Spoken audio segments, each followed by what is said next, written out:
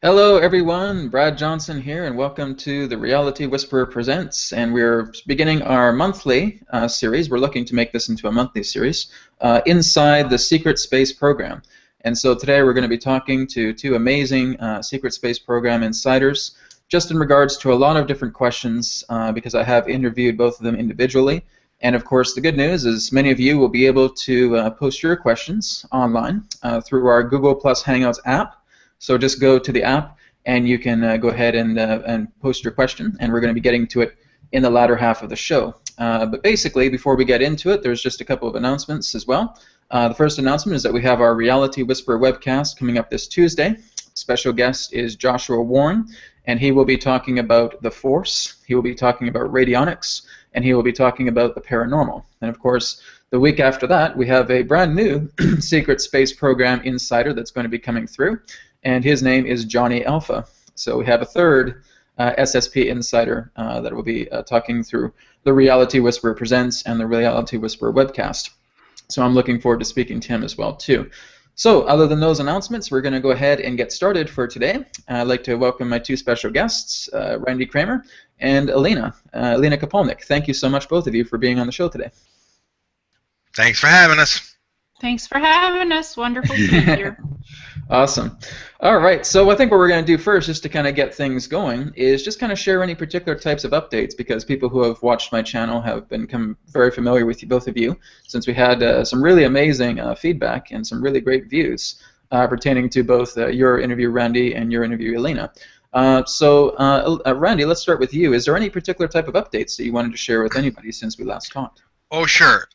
We've been discussing for a while now the possibility and or the potential of and or the rollout of possible disclosure events. Mm-hmm. I'd say now we're in the definitely, like it's happening kind of, we're rolling it out phase, and you should just sort of expect over the next months to see series of events sort of occurring. The latest thing that I think is going to kick that in the pants is the Snowden papers. They're going to release the rest of them over the next few weeks. They made that announcement on Wednesday or Thursday or something of this week. So sort of at the end of the week near the news dump, a lot of people haven't heard about it. Is, you know, when I'm talking to people, they're like, oh, really? I haven't heard that. So that's going to kind of be surprising and probably a pretty fast crescendo. I haven't seen them. I don't know how they're going to do it. I don't know if they're going to, at the last minute, what they're going to manage to pull anything out, or if it's going to stay contained. But we expect a disclosure bomb in there. We expect something to be big enough and significant enough, not just a bunch of photographs or, you know, somebody standing with an alien waving. I mean, we expect, and again, I haven't seen them, and this is trying to predict what people are going to decide to do before they do it. And this is not like trying to predict the future. This is actually trying to predict what is people are going to actually decide before it happens. And because I can't say that, all I can say is this super high probability that when those papers roll out by the end of it, that there will be a disclosure bomb. So in the midst of a disclosure bomb, amongst all the other things that have been occurring around that, we again put a very high probability that, you know, President Obama will go ahead and make some kind of announcement, and how he chooses to sort of meet that information, preempt it, post converse about it, we expect to be a moment to actually move it down the road, get the foot in the door, as it were. And I know a lot of people keep talking about, we got to have full disclosure now, we got to have full disclosure now. Can I tell you, please, from having talked to people who are sitting at these meetings who can tell you what is on paper, that would be a very, very life-costing thing if on Friday we just gave full disclosure. I just want to point out, people would die, and it would not be a good thing. If we kind of spiral it out over a few months, really, like a few months, you know, that really softens the cushions, the impact for a lot of different demographics that we've really stratified and realized that information has to be kind of targeted through these demographics so that different levels of people who are in these demographics, you know, and their sort of shock and rebound levels can be dealt with, because it's very tinkering with people's brains and their social psychology to try and avoid shock. And okay, just to be clear, we really feel like there's this strong 85% of the population who will be fine. Like mentally, they'll just be like, oh, really? Or what? Oh, of course. I mean, there will be various reactions that we'll just be accepting, over a short period of time. We're really only concerned about a potential of a 15% who are already mentally fragile, who the possibility of schizophrenic, psychotic episodes, and things that can just like all of a sudden these people can just sort of snap. That's what we want to concern ourselves with about a little bit of cushioning, because the last thing you want is a tiny portion of the population who's already mentally fragile,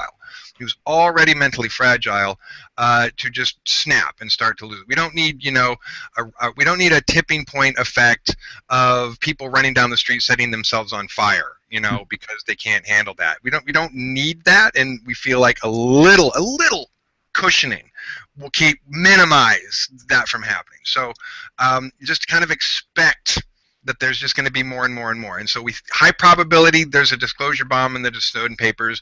High probability there will be a conversation from the executive, and the president will have to make a statement.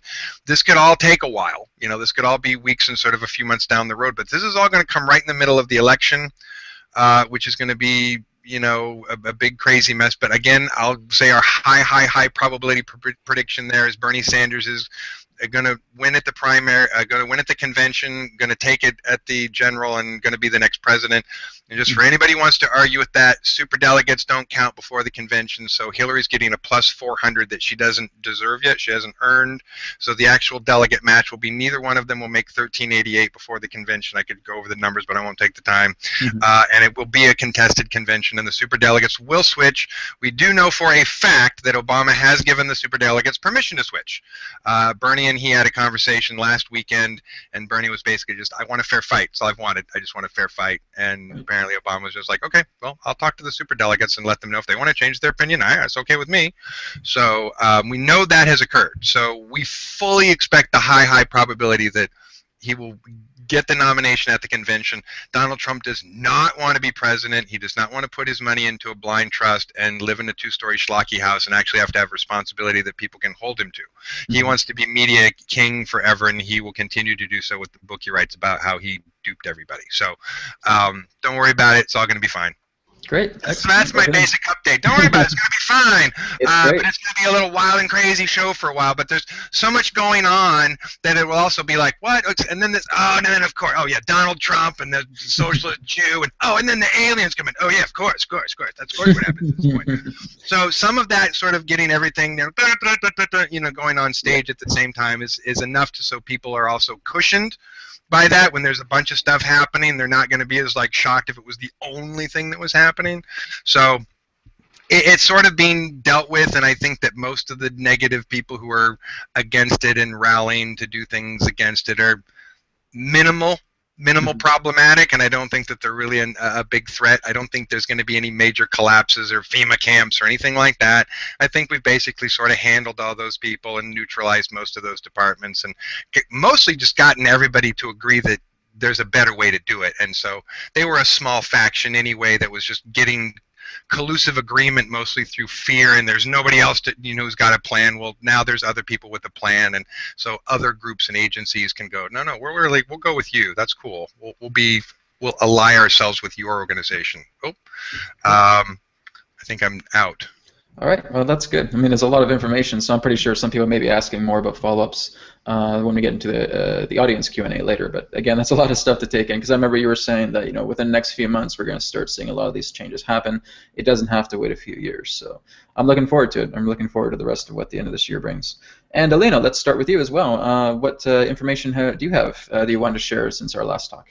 Well, I've been following psychically all the Earth movements and changes. There's a lot going on with all the ET alliances. They want disclosure as well. Some of them are like, hey, we're going to come in and do it if your governments, don't do some kind of a disclosure as well. Psychically reading the way things are going, the monetary system, they want to change that, clean it up.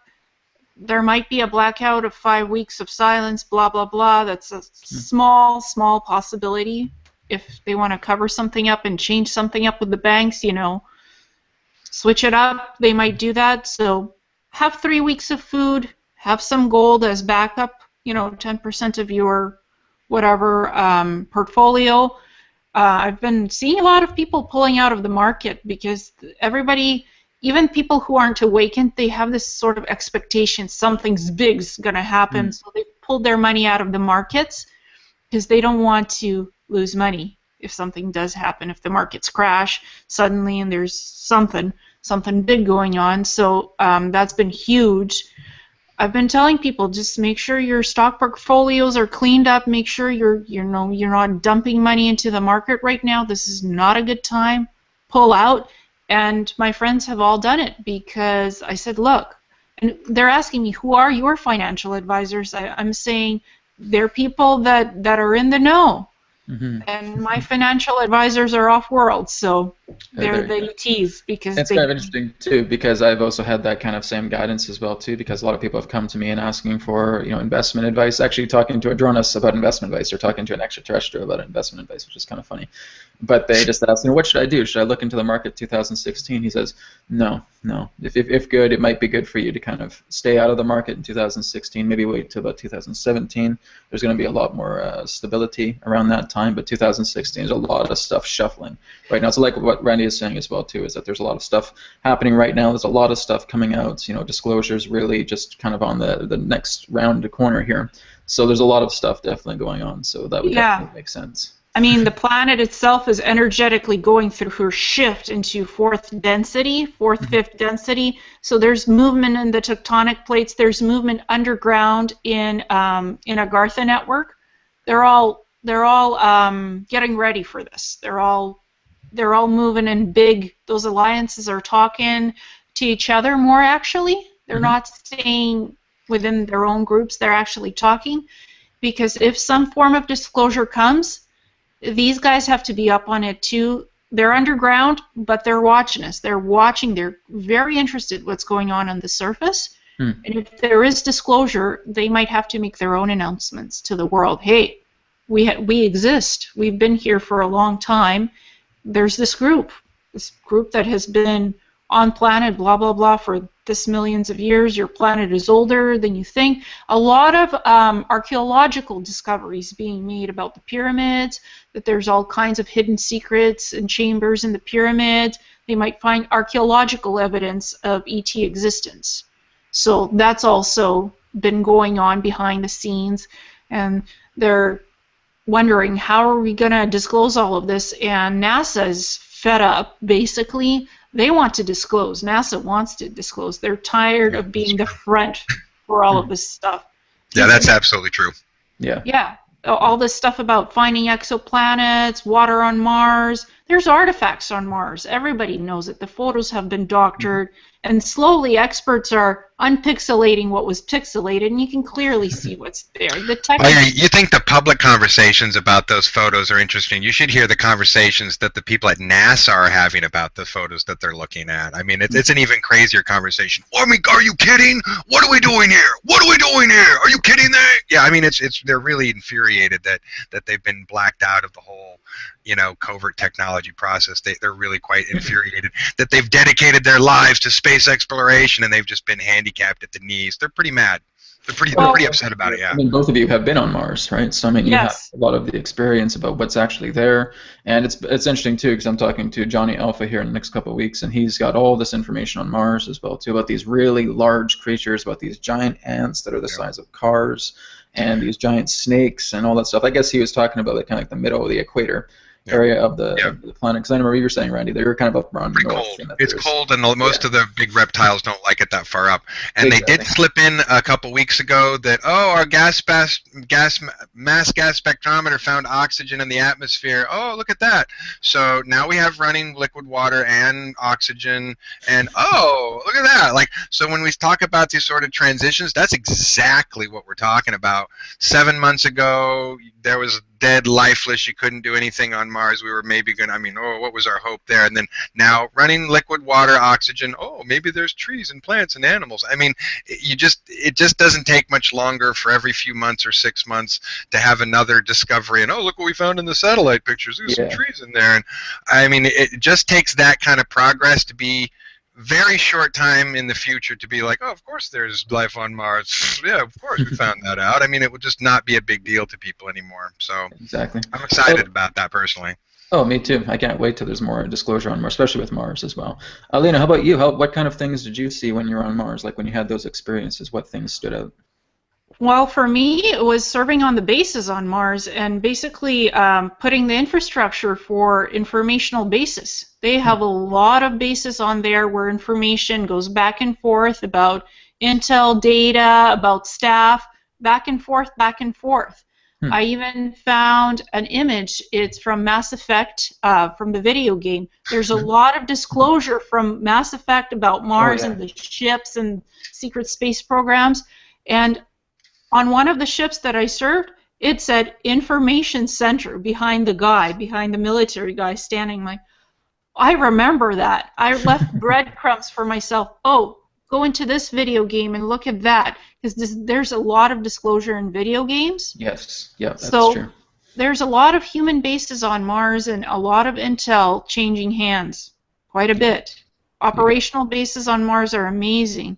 They have the best tech for everything on Mars. So that's stuff I've been remembering. Purple sky, purple blue sky that changes colors all the time. It's not just red. It switches colors. There's oxygen in certain spots. You can walk on the planet on the surface without having to wear your protective suit. And there's beautiful mesas, desert-like locations. Hey, you can build resorts there, and oh wow, that's beautiful. It's warm in certain places too. It's got a pretty varied set of ecosystems, that's for sure. I mean, they're definitely. I mean, I had the fortune or misfortune of being in one of the most inhabitable northern zones, of the entire planet. So it wasn't exactly as friendly. We didn't spend any time outside without environment suits on, but you could occasionally flip up your lid and breathe the cold, fresh air and so forth. But it was otherwise pretty harsh. But yeah, certainly from the satellite pictures I've seen and other reports I've seen, it's a pretty interesting and fascinating little areas that they're small kind of oasis mostly areas from the sky at this point, because they're still doing the terraforming process. It'll get back to it at some point, but yeah, exactly. Well, we're gonna get into Mars here in a little bit. I just wanted to ask both of you guys right now, and I guess we'll start with you, Randy. In both of your opinions, what do you feel the purpose of the secret space program is? Now, do they have an ultimate agenda? Is it like a bunch of polarized groups within the SSP that are trying to triumph over one another? Like, what's the big picture with the secret space program? I think that the main goal of the covert military space program, from their charter, which is basically made up of Naval Space Command, United States Marine Corps Special Section, and then a few other military intelligence covert space programs that form Earth Defense Force, and their charter is pretty specific about protecting the human race, humanity, the planet, and the colonies and bases and so forth. They've had to, certainly one of the questions that came up in that mandate was whether or not, or at what level, to interfere with what was clearly becoming a threat to other mandates of protecting the planet and civilization, humanity, and so forth. And after some discussion with the senior officers, eventually did decide, okay, we're going to have to do some stuff. And then people like me and Corey get to appear and start talking and doing things, and all kinds of, they start talking to people, information starts flowing, conversations start happening, and we begin the process. So they were, I would say they were the necessary domino to fall in this whole process so that we could really begin the operation of disclosure, because really once they were behind that, it was just going to happen. It was just a matter of how it was going to happen. So I'm pretty sure that their main goal is to do their job and keep everybody safe, and to try not to get into any other business that they can, because they'd like the other agencies to do their job and take care of that stuff, and they would really like to stick to their job, which is keeping out things that they think they need to keep out, because that's tough enough for them. How about the trade exchange that they're doing across the star system? Is that just interplanetary corporate conglomerate, or is that SSP? I mean, the military has to have some of their own trade, obviously, because they are buying and trading equipment. They have contracts and so forth, but mostly they're still protecting. They're like, if they have to protect shipments and make sure that things are going to and from safely, that's part of their job sometimes. But again, their job is what the military's job is, to keep the civilians safe and alive from things that might otherwise want to swat them and eat them and so forth. So they're pretty straightforward bunch of guys, I think. It's always, I hate to say it, but it's always the spooks. It's always the intel guys. It's always the special agents that come from some other department that are there to work on something special that end up being the problem characters in any of those scenarios. Most of the officers, are sworn to codes, and they're military disciplined, and that's really the square that they live in, and they really have no desire to be outside of that square much, to be honest. Very good. Elena, how about you with your perspective in regards to what you feel the SSP represents? Like, what's their big picture? Serve and defend, that's off-world interests and stuff, that's for sure, but there's always as well been research and development into genetic manipulation, DNA modification, advanced healing technology, advanced genetic DNA restructuring, changing your genetic makeup basically, so if you're living on another planet, you're better suited for that environment. So they do a lot of medical stuff as well. It is a lot of military stuff, but they do a lot of R&D that's also involved with the medical stuff, so you're not popping pills. Actually, if you have a disease, they give you a little serum injection of a drug, liquid drug, and you're healthy. And you're kept healthy while you're serving, while you're doing your contract. That's been my experience, because I have a lot of health issues, and when I did my 60 and back, I was always age regressed to look younger than I am because of the work that I was doing. I was also genetically manipulated to look like human-like ETs as well. So they have the ability to change your DNA from human to ET back to human and whatnot to modify you genetically. They have a lot of healing technology, so say your arm was blown off, it can be regrown. Yeah, I was actually going to ask Randy about that as well, too, because we're going to get to your aspect about age regression as well, too, momentarily.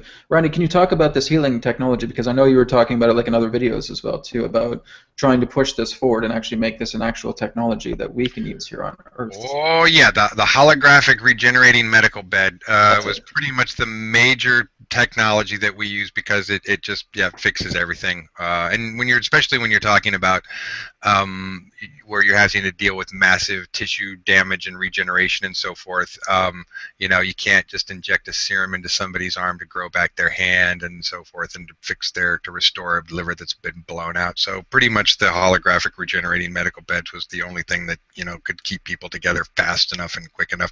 There are certainly the field meds, techs have stuff to keep you stabilized and alive so you don't expire and die, and things that will keep your organs from totally failing and so forth. And the beds in there have a temporal stasis field in it that basically slows down, the temporal speed of the tissue degradation and so forth. So essentially you're just dying a lot slower until they can get you back and actually patch you together.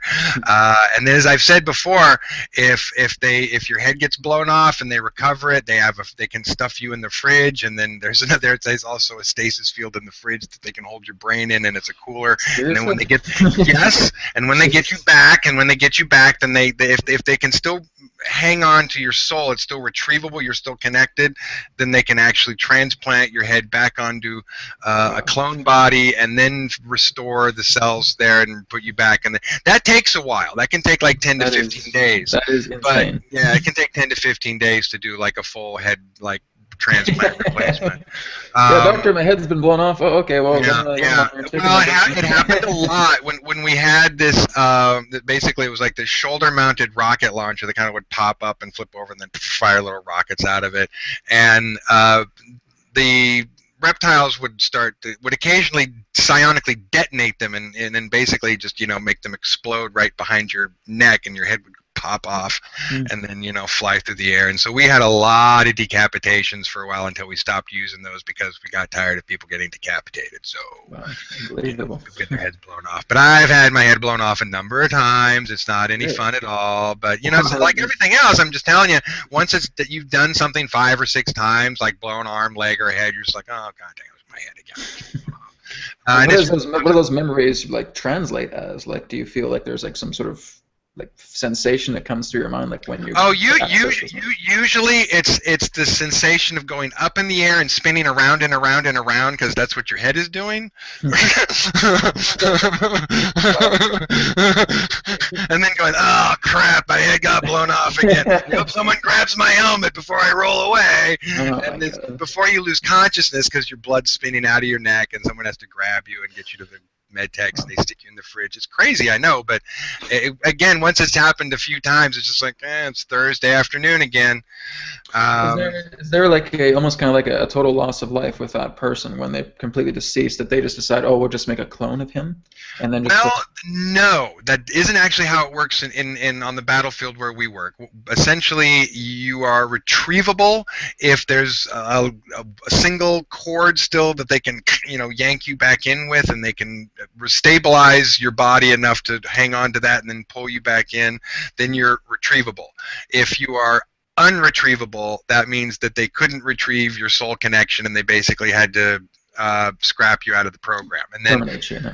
Well, yeah, then your body goes to the incinerator, and your file gets terminate, and then they send you back. That goes back to processing. Then apparently what they do is then they make a clone that's the age when they took you back that they insert into your life. So if you actually die, then a clone wakes up in your bed the next morning instead of you waking up in your bed the next morning, and then your parents have to wonder why you're weird the rest of your life, and why I thought that thing was on your other eyebrow, not your left eyebrow, and things weird tics that can be different like that when you make a clone that aren't 100% perfect, and that they don't necessarily bother to make 100% perfect because they don't care.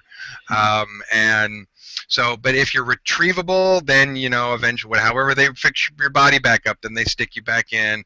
But we did not want clones as a part of our operation, and then when we did for a while have like a whole brigade of clones, it was an experiment to sort of try and manage a larger clone army, and it was it ended up being a disaster. That's all I'm going to say, is that clones turn out to be really difficult to train and really stupid, and so they're really, really difficult to deal with. It's really hard to take just a pure clone and make it a soldier without cybernizing it and doing a whole bunch of other things that make it super controllable. Otherwise, they're just a mess. And I always have this question, because this comes up. They've cloned a few dogs, a few of these like awesome dogs that this company's, we can clone that dog for you, and they've cloned them. There's the stories always say, what an amazing thing, they cloned this dog. I have never once, and I've checked every single one, found a follow-up story saying, oh, I love my clone dog. I want to, because I'm betting you that those dogs have the exact same problem that cloned humans do, that they are difficult to train, they have behavior problems, and they become an absolute nightmare because they're not a real living, conscious being. They're a freaking clone, and so they're kind of messed up. As well, there's the memory imprinting. When you sign up for your contract, they actually do take genetic samples of you, of your DNA, even memory imprinting. You're attached to scanners, and they do memory imprints of all your memories and stuff. And if they do a clone, they try their best to graft those memories onto the clone, so the clone is at least acceptable in society, can function as a being, somewhat normal, fitting in. They try and make it the best functional copy that they can. I'll give them that. But it is definitely not a perfect process. It's kind of like that movie The Sixth Day with Arnold Schwarzenegger. I'm not sure if both of you have seen that. Yeah, I have seen that. Putting in that little thing, and they take a photograph of the brain in that sense. The photograph, is that kind of like the very similar kind of technology that they have in the SSP, or is it? I bet it takes a lot longer than a flash of to get the brain memory down. But it's I'm sure it's some kind of way to record as many of the engrams and logarithms and neural pathways that you can, and then transfer that over to the clone and get as basically what you're trying to do is copy the software from one person to another person, which is just more difficult than it is with a computer, is all I'm saying. So they do a pretty good job, but I'm not saying we're good at that technology really yet. Right. So. Exactly. And also, Elena, are you aware of that? Yeah. Elena, of course. That kind of technology? Yeah, I helped make that technology, and also it depends on the person, how complex or simple the person was. their memory engrams could hold a lot of secret information from other cellular memories. If they're an ET Earth inbound person who's had ET experiences and memories and know about that, that's harder. You have to almost block that stuff out so the person doesn't get that as well with the memory transfer if they're cloned. Their memory engrams are tricky. It's literally graphing your memories, your life experiences. That gets put in a special computer, and that person's, like, not their soul essence, but their life experience has been put into the computer, into storage, and it's on file. It's on file. And if you need that clone, that stuff can be taken over from the computer and put in the person. You get injected with these needles and gets implanted into your head, into the clone's head, and they hope it's a functioning clone, that it won't remember this or that. So it's like certain memories, they can mute it so it's not active, so you don't have it actively spinning and rolling around in your head. Wow. So, and it takes, hey, if you want, even a clone can access that later with a lot of training. If you do a lot of training, you can access those memories. You can get your stuff, pull it out. So it really depends on how complex or simple the person was to begin with. There are also rare cases when a person's soul will leave that body but find another clone, and sometimes even find their original clone and latch back onto their body, and because it's familiar enough that they'll do that. It can happen, and then they might just come, wake up going, oh, that was the weirdest dream, and their soul actually made the journey back to another one of their bodies. Wow. It can happen. If you have other residual clones elsewhere, you can wake up in the middle of the night because you're dreaming inside a clone body. I mean, there's weird things that can happen when you have a clone out there of yourself, as far as how your consciousness can travel from one being to the other. It's a weird... I mean, there are ETs that use it as a science. It's one of the reasons they make clones of themselves, essentially acts as like teleoperating drones, and they can essentially move their soul consciousness into these drone clones of themselves, and it becomes like the Zedans. Yeah, it's biologically safe is the number one reason. It's biologically safe. You don't have to risk exposing yourself to any environmental, bacterial, anything at all. You're essentially, it's a completely safe, you're putting on a super serious latex glove, and entering that environment with a whole other clone body. Yeah, let's talk about so it's a complex technology. I wouldn't say we're very good at it yet, but it's a complicated technology. Yeah, but if you're looking at the idea of the Zedans as well too, because that's what I might get into. They've perfected it. Yeah, have you had like personal experiences with the Zedans and like said how they are able to engineer themselves in this particular way? None of the experiences I've ever had with them I can say were very positive. So I mean, I know of them, and I know that we've certainly got a lot of the information we could from technology and information that we could from them, and when we realized that wasn't going very well, we had to rethink that whole relationship. And otherwise, my relationship with them is a rocky one, since it's basically the only other time that I've met them face to face was in combat, and it was ugly, and we won, and that's all I really, we stomped them, and I'm happy about that. But I don't like. They're very unemotional beings. They have no emotion.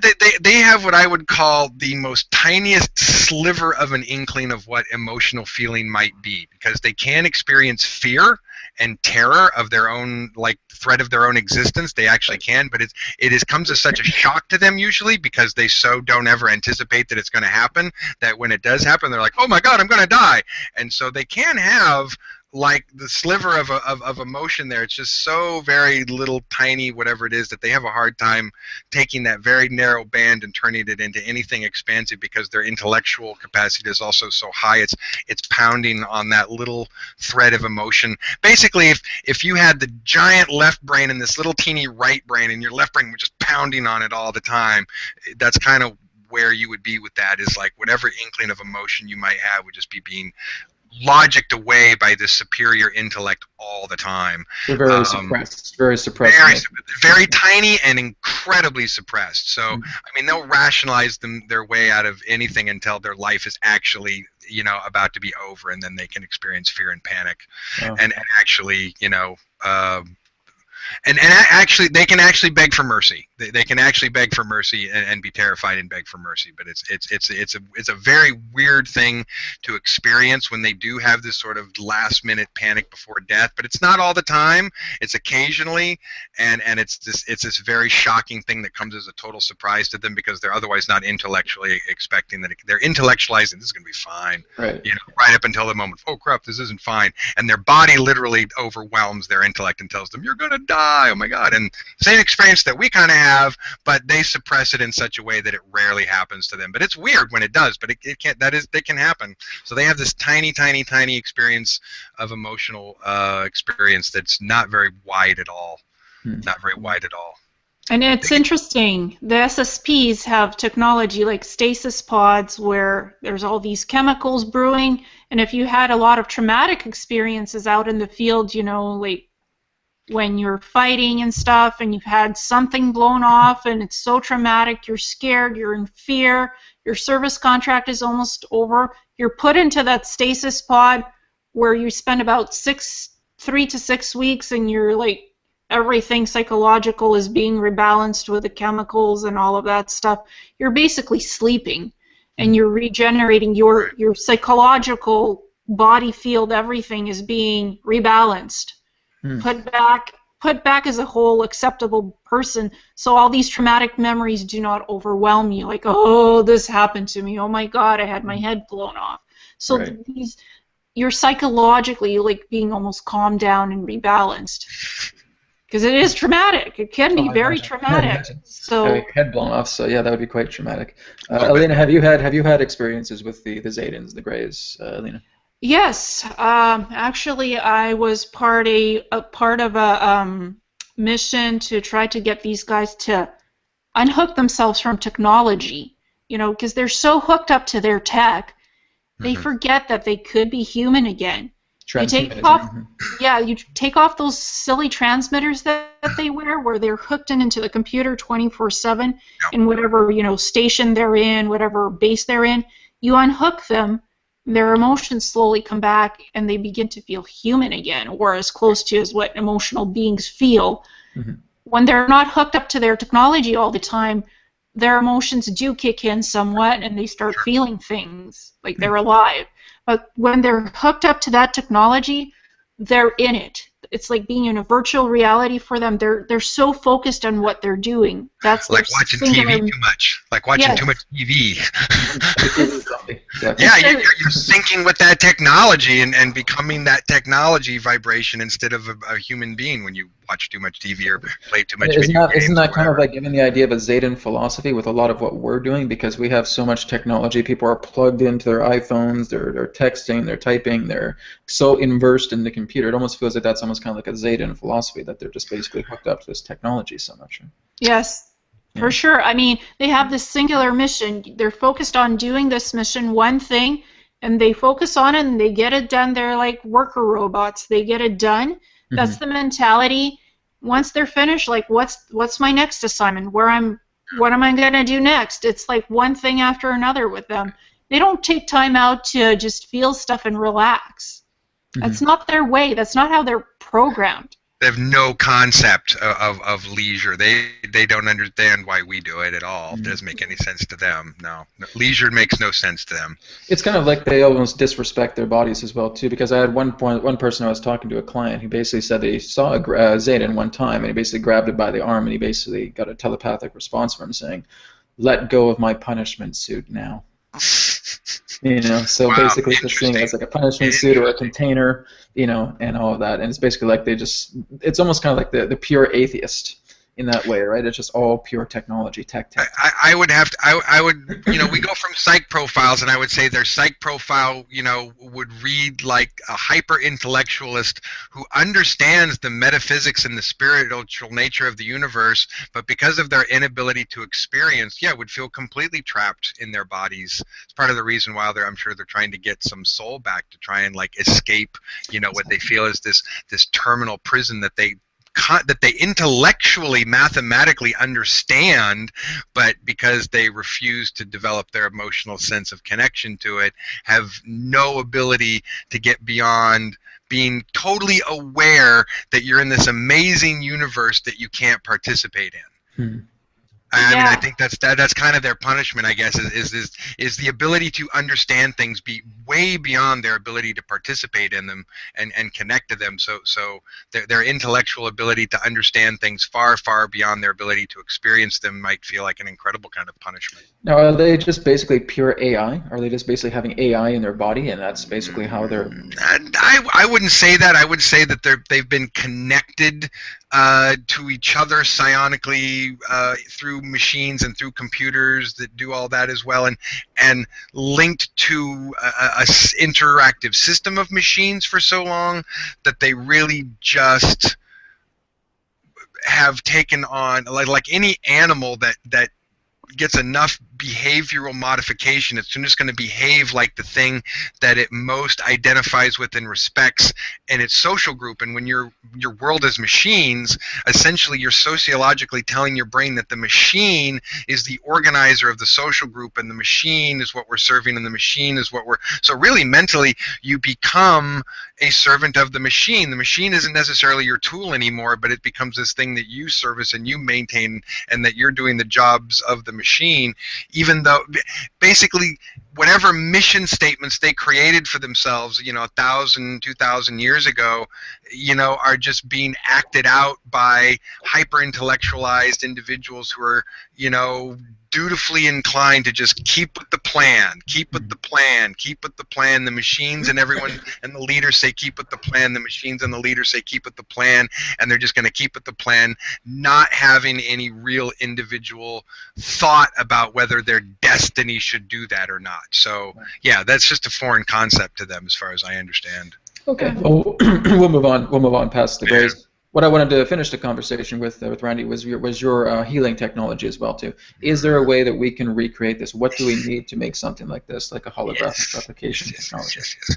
Well, essentially, it's not as rocket surgery as some people might think it is. And so the two basic components of that technology to make it work are a computer software that essentially you can enter in a genetic code, and it will create a CGI model of that genetic code for you, which some smart university scientists did a couple years ago, crudely. It's not the resolution that we would require, but that software has been created. So I can tell you from a development standpoint, not having to start at square one and develop that software from the get-go, basically being able to adapt someone who's already made that software and just focus on getting better resolution, that's a much more doable task. That's something that we can sort of predict a time span. Once we can dedicate time engineers to that task, we expect within a certain time frame of years, not decades, that we'll have solutions for the resolution that we need for that component. The other component essentially is a holographic projecting lens, and we have those. We have pretty good holographic projectors. What we don't have is something that can project to the resolution of cellular level. Now, what I will say is, even I can say that, and I'm going to tell you right now that 90% of any of the company, 99% of any company or engineers that tried to undertake that task without knowing a couple other secrets that you need to know about the configuration of that holographic lens,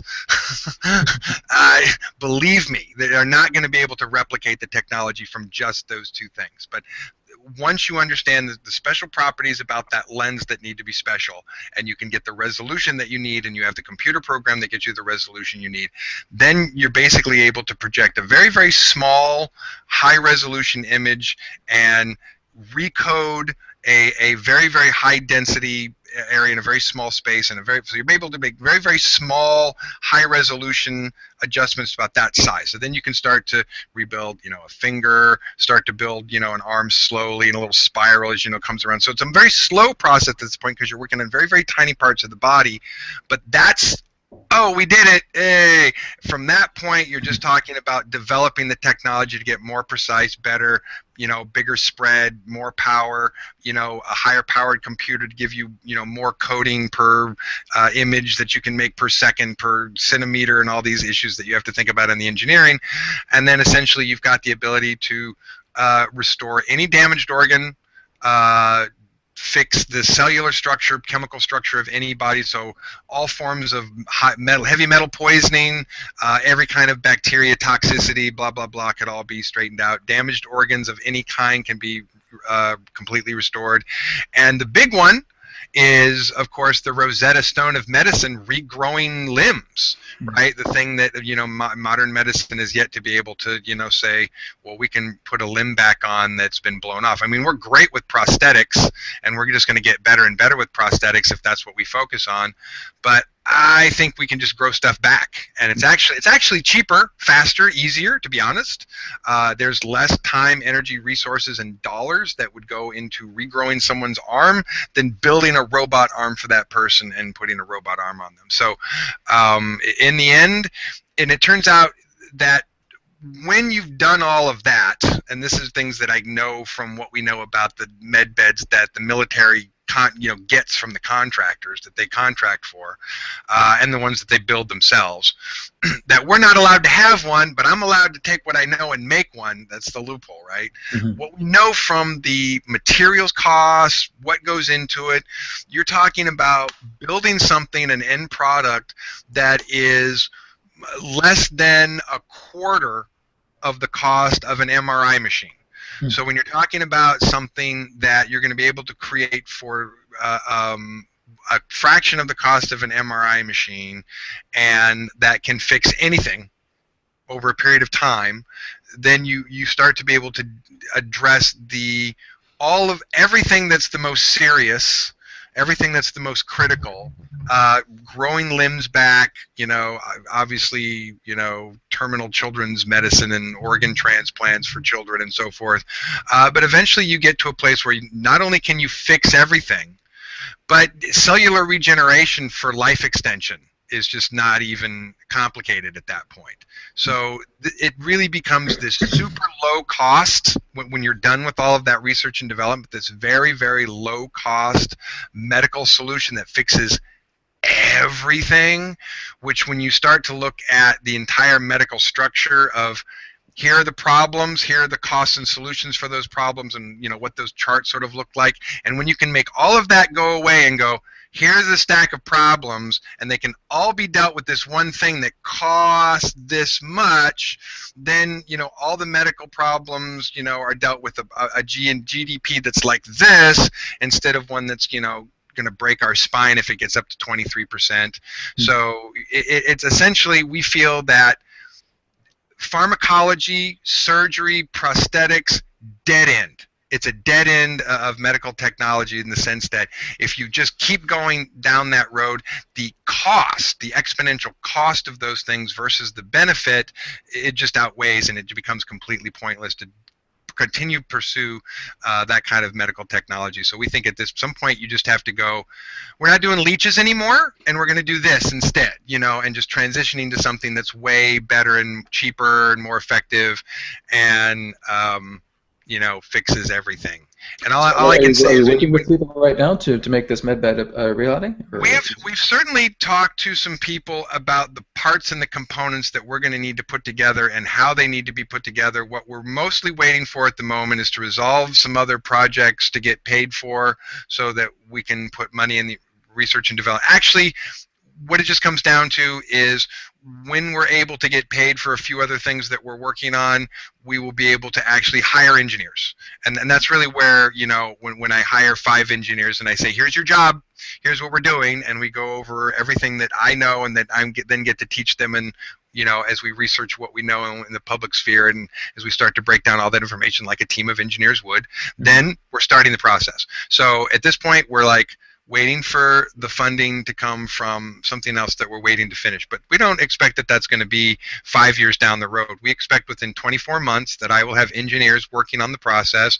We expect less than a decade to have a functional model that can pass muster and work on a person.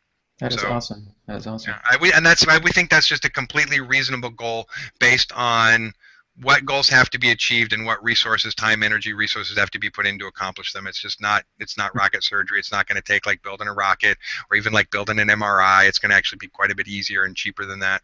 Okay, excellent. I'm going to Elena, need some really smart people, but, you know. well, of course, yeah, exactly. Elena, do you have experience with the med beds as well, too? Like, does it come into memory relating to these healing beds? Yes, it does. From the Mhm. SSPs, I was helping to build these med beds for the regenerating of the bodies. Like there's this liquid thing, there's the bed itself. It sort of looks like an MRI and has all of these lasers attached to it where it regenerates your parts and stuff, right? Your body parts. Mhm. And you lie on this liquid gel thing and it encompasses your body and it helps to take away the scars, all that stuff, the burns, and it works on you and you lie in it and just kind of like you're in stasis. You're basically sleeping while the process is going on, regenerating your body. The lasers work on you, the lenses work on you, everything focuses and basically puts you back together. Wow. I did a presentation on this. You may have seen it. Yes, I have, yep. Yes, it's exactly what. There's images of what these med beds look like. I call them meditechs. They're not really even beds. They're meditechs because they're advanced medical technology that puts you back together. Is what basically it is. You lie on it. You're in this gel thing, and it basically regenerates parts of you, while the lasers with the lenses take away your scars and any other issues that you have on the body. So if you had like a blown off limb, would it just start working to repair it? Yes, with the lasers it does, but like Randy was saying, you need the proper lenses, you need the proper vibrational frequencies, you need all of that stuff to work together in tandem for it to work properly to regenerate you physically. I mean, all this tech is already out there in the SSPs. There's even images of it on the internet. They just don't say what it is that you're exactly seeing images of until you actually take those images and you start writing about it. This is that. And people So they're just keeping everything in plain sight for you, saying, here it is, people. Oh, but this is fiction. This is... Yeah, exactly. So those lasers and lenses work in conjunction with the gel while you're lying on it, and it fixes you. Mm-hmm. It has your genetic blueprint on file in the system, in the computer system. Basically, you press some buttons. You say, I want this piece of body part regenerated. This is the genetic code for this, how this should be sequenced, and the machinery goes and does its job. Wow, very cool. And Now, Elena, you also have experience with the age regression technology, because I know Randy has a different experience. Because Randy, you were saying that you were from kind of like grown from a petri dish, then came back and kind of served as a clone. Basically, my body was kind of like old enough and messed up enough that it was just get a younger clone, hatch a younger clone out, stick him back in that, and then put him back. That was basically age regression, was stick him in a younger clone. But there's a number of different processes that I know achieved the same purpose. So right, yeah, exactly. Elena, with your perspective on the age regression technology, how does this work? So if I was to go inside a room and say, okay, I'm looking to regress my age maybe to 20 years old and stuff what would be the procedure to make that happen? Well, there's different types of technologies to make it happen. They can move your human body 0 point. They can move it forward or backwards in time, and that's with your frequency of the body to age regress you that way. It takes a lot longer. There's also drug age regression where they can basically tinker with your DNA. You can put all these drug serums into you to age regress you back to a younger state. So do we know what kind of drugs they're using? Like, do we have like the scientific name for them, or is it like no. All I remember is that these drugs get attached to your isotopes in your body, to your neurons, to your isotopes, and what we have is like our bodies are like chronometers. Our DNA itself has the codes to age regress itself. We're just not evolved yet to that point where we can do it ourselves. Right. So through this genetic drugs and genetic manipulation, they could simply put in a bunch of serums into you, and they attach themselves to your neurons, to your body isotopes. So we do have radiation in our body naturally. So these drugs just go to work on age regressing you, fixing your organs, fixing whatever neural damage there is, and they did it on me multiple times to keep me young for special projects that they had me do. So my experience was mostly with the drugs and the DNA tinkering. So it feels like the drugs are kind of like a temporary measure to kind of make you temporarily young, and then it kind of wears off after a while. After 10 or 15 years, it wears off. 10 or 15 years, okay. Yeah. Is there a permanent aspect? Like if you were to say like lay down in a bed And is it able to work along that way and basically kind of like regressing you? Because you said it works the Yes. secret point field. So is this like Yes. a bed-like technology? Yes, it is a bed-like technology, and it has lasers and certain frequencies where it works on your human 0-point ZTR. It's called ZTR, The zero zero point time human. reference, yeah. Yes, exactly. And it age regresses you like backwards and forwards as well. 1 hour forwards, 1 hour backwards, and then it has to be meshed all together to make it as a whole component again. That technology takes time. It takes from a week to an hour. It depends how complicated stuff is, and your memories have to be re-imaged as well to make sure you have your proper memories and not memory recall, because some people do get memory recall when they're age regressed 5, Now, 10 years down the road. is this type of bed able to be reproduced with what we have on the planet today? Like, are we able to reproduce this type of technology? It would take a few years to reproduce it. There is some alien exotic technology that was reverse engineered in the SSPs to do this.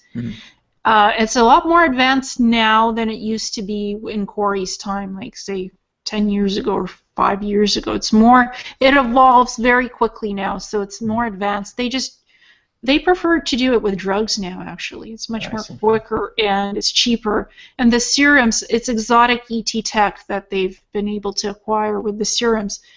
It has worked permanently. They've actually been able to fix that issue. Interesting. There's articles on age regression that are coming out all the time, how your genetic DNA could be manipulated, you could be age regressed backwards. There's scientific stuff that's slowly coming out on the internet. They're doing these studies.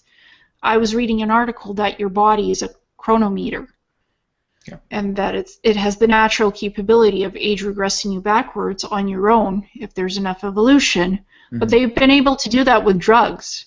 So you have the right information, you have the right technology, and you can do almost anything with it to age regress you backwards. There's a number of technologies. There's older ZTR technology. There's the newer drug serums. Sometimes it's mixed together. It really depends on how long you've served. The longer you've served in the SSP, the more work has to be done on you to age regress you. Wow, amazing. And again, a reminder to everybody who's tuning in right now, we are going to be getting to your questions here probably within the next 45 minutes or so. So if you do have a question, just feel free to use the Q&A app that you'll find on the Google Hangouts. Just click on that little icon, and you'll see your screen come up and go ahead and post your questions. So we'll be getting to your questions shortly. What I wanted to talk about next was about the hybrid programs. Randy, because I know you've had a lot of dealings with a lot of different types of ET beings. What is the hybrid programs that are coming through? There's a lot of talk about, just from my own accounts as well too, about other ET beings coming to Earth and basically abducting people, and in that sense, extracting some of their genetic stock and making these hybrid programs. Randy, are you aware of any particular type of hybrid programs that are happening within the SSP? Well, other than that, it's kind of just a thing, the notion that you may when I say that, let's say if you are a spacefaring species traveling from world to world for any number of reasons, too numerous to list, from completely helpful to totally not helpful, would be why you would want to extract DNA from something local and create a hybrid. The number one sort of reason is as a go-between. Now, but again, that's neutrality. Whether that's a good thing or a bad thing depends on all kinds of motives and everything else. But, the number one reason is to have a go-between that can communicate between the two species. But, depending on what that species needs or wants or what's thereafter and what that species may have, they may go, oh, they have a codon that we really like. Let's see if we can extract it and make a hybrid and make it useful to ourselves if that's really their thing. So my understanding is the majority of programs that we've been working on are sort of diplomacy programs, essentially, creating hybrids that are again, go-betweens between those species to help communicate and or to just create better, smarter, faster, stronger people, upgrading sort of genetics. So I would call it one of my weakest fields. I mean, I know about a little bit about everything, but it's sort of my weakest field, and so it's not really my area to know what all the DNA and genetic programs are. But there's a lot, and I know that over the decades you could sort of rely on the fact that if somebody had a theory and they wanted to test it, and they wanted to test it in the lab. There was a black budget program that was going to give them the money to do so. I don't think we're as bad as that anymore, but until they close down Plum Island, at the very least, we still know that there are Frankenscience kind of experiments that do occur that we, as an organization, United States Marine Corps Special Section, strongly disapproves, and we shake our finger waggily at those who participate in unethical scientific programs. But at the moment, we can't go after every single one. But believe me, part of our process is pursuing criminality within those programs, and so we may not be pursuing a case on them this minute, but if they continue to do what they're doing, eventually we will. Right. So yeah, that's all I can really probably say is a lot of general stuff. So on the base of Jupiter, because you were talking about the base of Jupiter in our last interview, you were saying that there's quite a lot of hybrids that you were talking to, kind of like human hybrids or different. Well, I would say a lot of different species. Period. So and sometimes hybrids that again help the communication process. A lot of what I would say would be the diplomatic corps that works there of translators does comprise of a lot of hybrids and a lot of psionic persons who are quite good at translation. Also, master linguists who, speak thousands of languages and so forth, and plus technological translators and so forth. It's a pretty fascinating process, and there's as many different ways that you can figure out to communicate and translate with someone they've got. So there's half a dozen or so different means depending on who you're talking to and what their psionic ability is or is not, and whether you need someone to psionically translate, verbally translate. You can put on psionic amplifiers and talk to each other that way, or whether you can use an automatic translator, whether there's people to provide as translators, or whether you can speak a common language. I mean, there are a number of species who've been doing trade with us long enough that they speak English, or a few other Earth languages. Their brains have the ability to do that, but it really just depends. So there's a lot of different ways that you can communicate with people. So sometimes hybrids. So with these trade exchanges, have there been like children that have been there, or is it mostly just an adults-only kind of trade thing? I have never seen a child on that space station in a diplomatic event ever. It's always grown adults. It's a no-no. It's a no-no. It's always adults. I mean, I was hybridized quite a bit in the SSP. They gave me different kinds of genetics from different humanoid-looking T species so I could do the linguistic stuff. You gain certain abilities when you're hybridized. You can get infusions of genetic DNA stock from different ETs temporarily put into your body, so you can actually look like the ET that you're having the meeting with, and you can also have some of their abilities to speak their language. It's like cellular memory that's genetically encoded on the hybrid print of what you're getting from their DNA to you. It could be temporary or it could be permanent. I was switched out all the time with different hybrid DNA, depending on... Yeah, I was about to ask you, Elena, like what your experiences are with the hybrid programs. And that's my experience for the linguistics. I was a linguistics person for a number of years. That's one of the jobs that I did. And I was required to look like different humanoid ET species quite a bit, to change physically, like my appearance to change, to look more like them, to be more acceptable to them during these talks, negotiations, trades, whatever. And once I was hybridized, I had their language, like the language was automatically imprinted on my brain for the time that I had that genetic encoding from that ET species as part of the hybrid, semi-hybrid program. There's a certain limit. I said, I don't want to look like some species that's not humanoid. Like, I wouldn't want to look like a mantid. So I had certain limits of how far I wanted to be changed. Yeah, I certainly don't want to look like a 7-foot reptilian because that's out of my comfort zone. I would say so. I would accept only ET humanoid-like species. I don't mind having my skin be blue or having stripes or whatever, or having different colored hair or eyes or being 8 feet tall. I just don't want to be stuck with a tail and wings. Right. So there was a limit to how far I would be changed, how far I would, go into looking like some other ET species. So these are basically like serum injections that would inject you, and then basically the effects would start coming in. Like, how long do you have to wait in between these effects to take? About 2 hours, and it's done. You look like So you're kind of somebody just like else. looking at yourself in the mirror, maybe seeing yourself turn blue, maybe you're seeing your height starting to increase. Yes, yes, yes, it could genetically be done. It's how far advanced it is in these hybridization programs. And they certainly, other ET species have hybridized children programs, where some humans have volunteered to have hybrid children, So kind of like a actually. Yael in that sense with Yes, hybrid children. yes, exactly, like the Girk-Fit-Near Alliance, Right. where it's Arcturians, the Yael, the Pleiadians. So they have these hybridization programs to help improve the human species as a race. And once you're in this hybridized program, it helps to cure diseases as well. If it's mixed with children, hybridized children, you basically make a better race of humans. You fix diseases, you fix genetic imperfections. That's what hybrid programs basically do. Very interesting. Very That's interesting. how it works, yeah.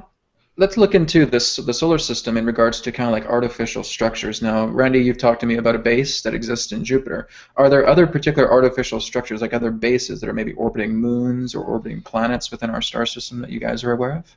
All over. I mean, I don't have a list, but I mean, we have bases and orbiting platforms and satellite bases and ground bases all over the place. So are they all just like particular colonies, or are they monitoring stations? I'd say most of them are monitoring stations, science stations. You know, there's not a lot of colonial development. We don't have a lot of colonies in the solar system. I might be only aware of one other colony that we have other than the Mars colonies that I wouldn't be at liberty to speak about. But other than that, it would all just be military bases, listening posts, astrometric satellite stations, and I mean things. I mean, you get far enough out in the solar system. Believe me, you get really better pictures of the galaxy and so forth with your astrometrics and so forth than you do from Earth or from closer to the sun. The farther away you get from the sun, the better images you get, the less light bleed and so forth.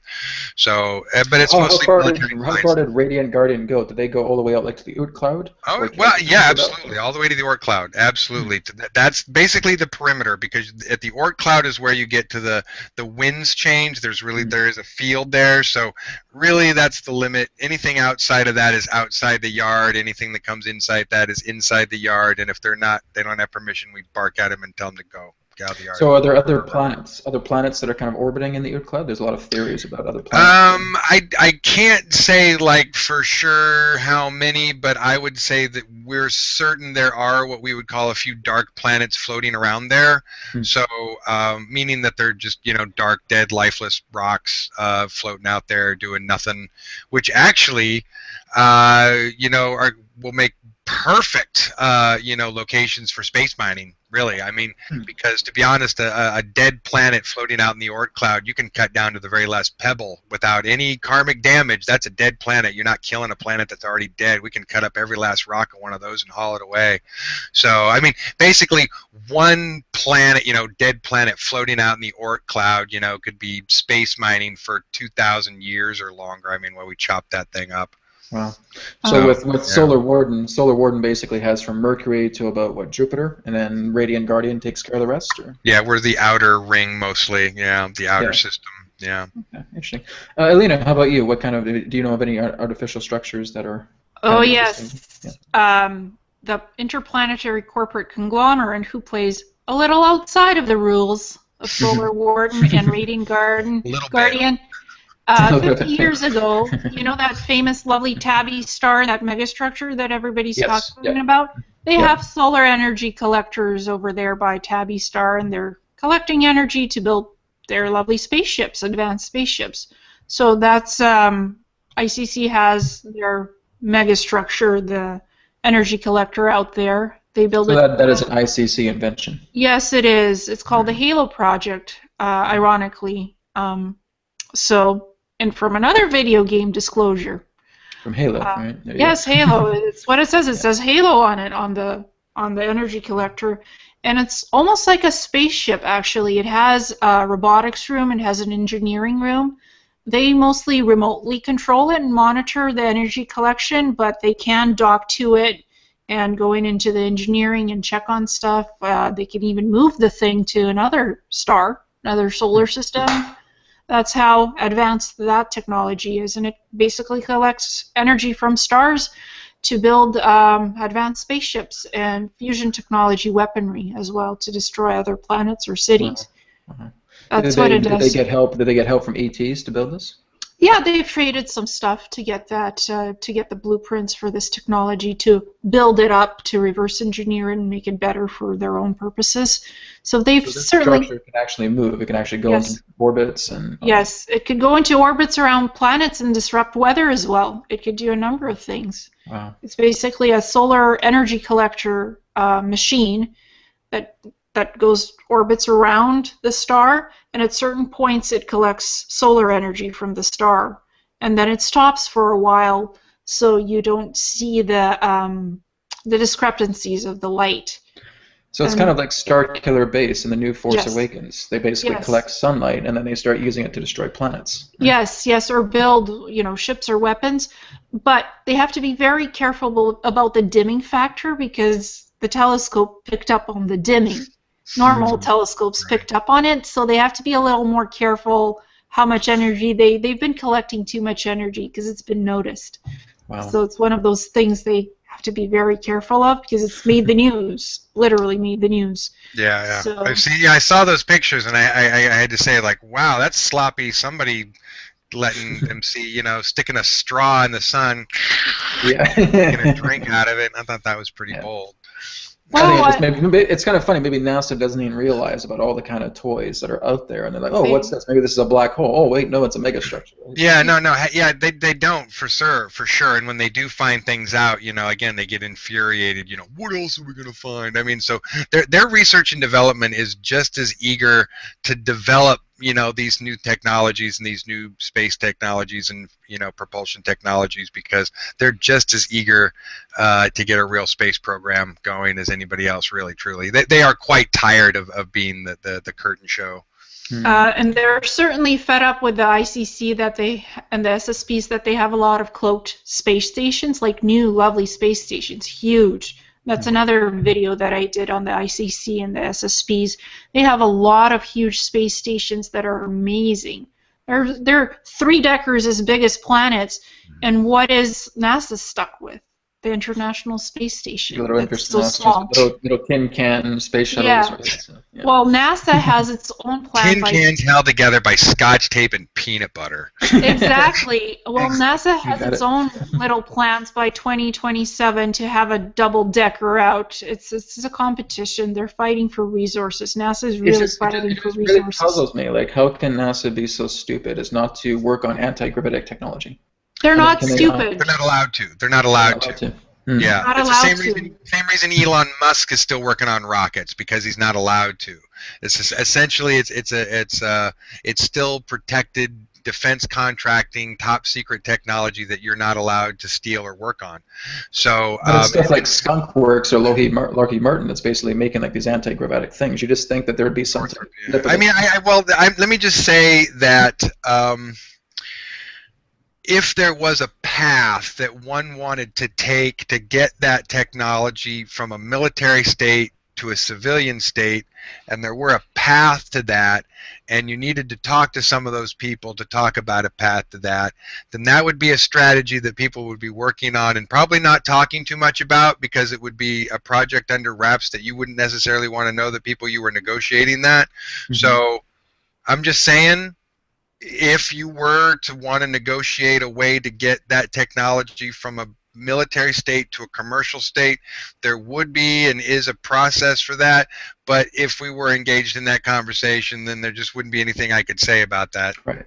But there's also SpaceX that's coming together. There's Virgin that's looking to make all this stuff. So they absolutely have made a huge sort of landmark by being able to remote control land a rocket on a remote controlled platform floating out on the ocean. They're making NASA look like an idiot, right? No, it's actually not. I wouldn't say that because NASA really would love for SpaceX to have the commercial flow of space traffic. NASA does not want to be responsible for shuttle trips getting everybody back and forth. They want to work on real stuff.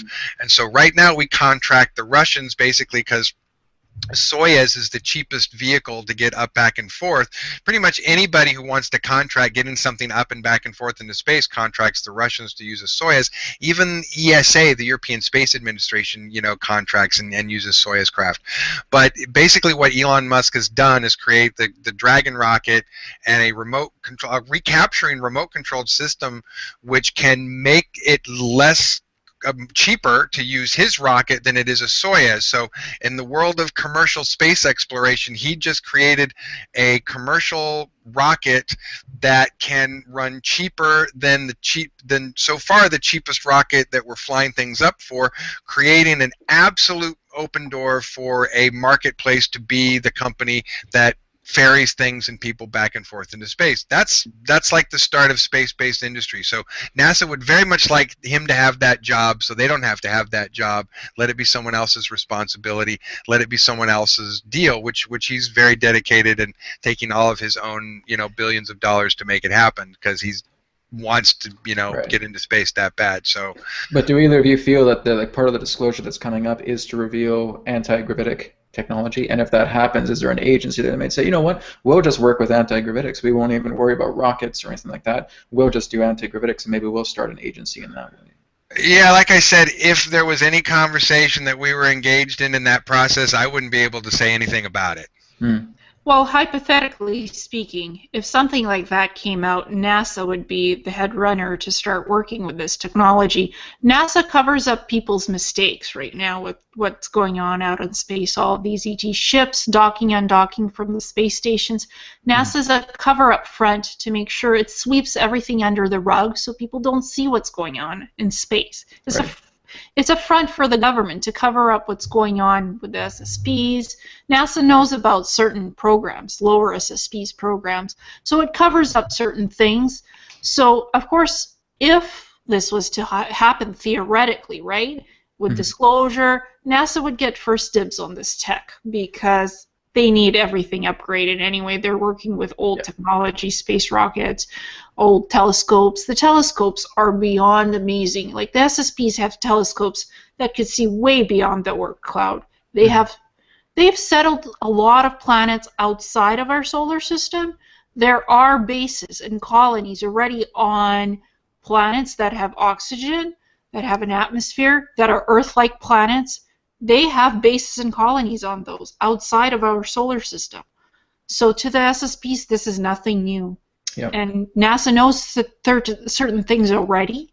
So of course they get this tech. It wouldn't be the latest tech, but it would be better than what they have. So theoretically, I would say yes.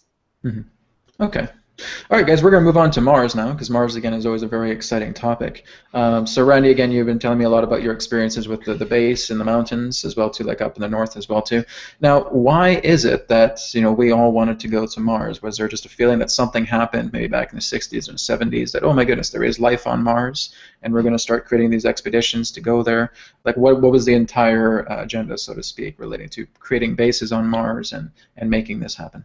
Oh, I would say that just from the data that we were able to collect historically, I mean, you want to talk about just the things that, the first astronomers were able to see with their telescopes and so forth, and that started to change what we thought may or may not be there. And then all it took, was a couple of conversations with extraterrestrial species about, Mars being a sister planet, that, made it incredibly interesting that we needed to find out what was going on there. And it was obviously first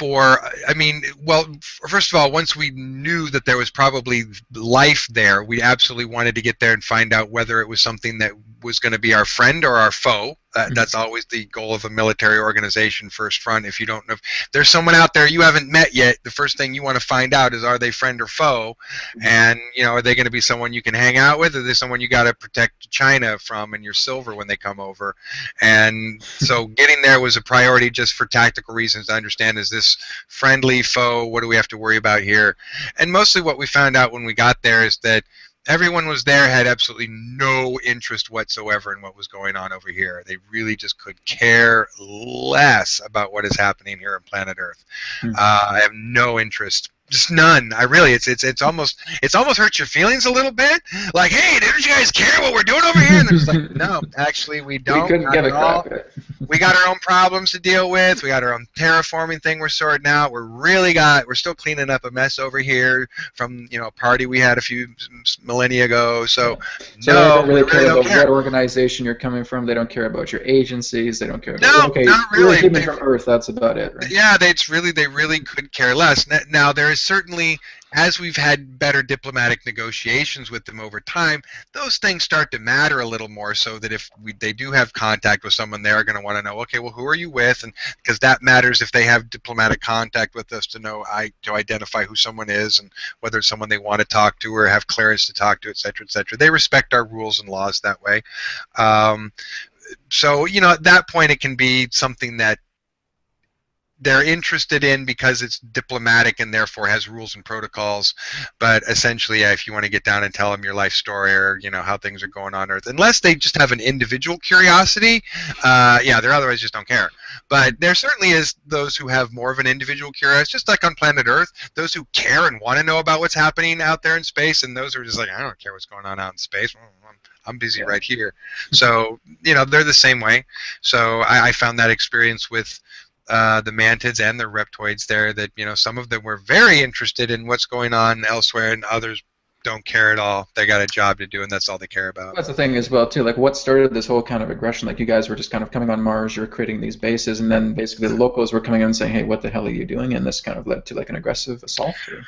Well, because it's something, basically because it's a fight that started way before I got there, I can only tell you what I understand about how it sort of started, which is that we observed a situation in which there was already what we would have considered classical ground combat that was taking place between these two species in the north, and possibly between other folks, and definitely the reptoids in the south.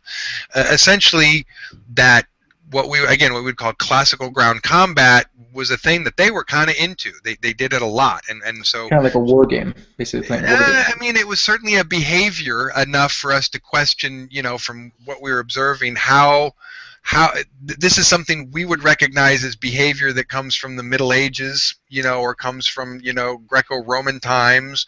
And so certainly the first question you want to ask is, where are these people at? Are they at a similar point where we were then, or is this something that they're doing now because they prefer it, which is really what it kind of turns out to be.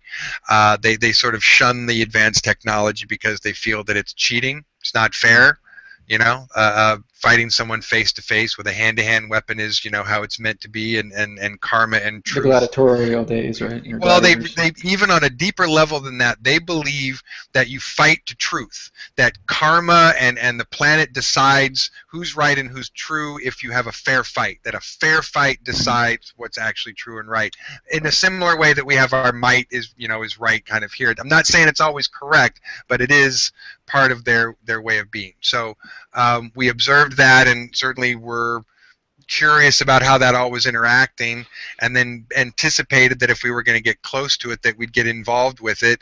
And then all I can really say to that is it became an incredibly convenient way to have a non-stop testing zone to test military hardware and technology ad nauseum, because you're essentially interjecting yourself into a situation of ground combat that's just always sort of back and forth between people that you interject and sort of go back and forth and just become another character on the ground engaging in ground combat with everybody. And as long as we basically followed the rules, then they would fight within what was the fair fight boundary. But if we stepped outside the rules, they would step up a little bit of hey, that's not fair, so I'm going to blow that thing up on your head psionically. That's not fair. I'm going to blow that up for you. Or they could engineer like thousands of insects and basically. That's a different kind of strategy in combat, and what is considered fair and respectful. But with the reptiles, there's definitely a serious code, and what's right and what's wrong, and what's ethical and what's not ethical. And as the more we conform to that, the more it was just about a straight fight on the ground, and the more we deviated from that, the more that they would, step up and go, oh yeah, we have bigger muscles we can flex if you want to fight like that. And then I think I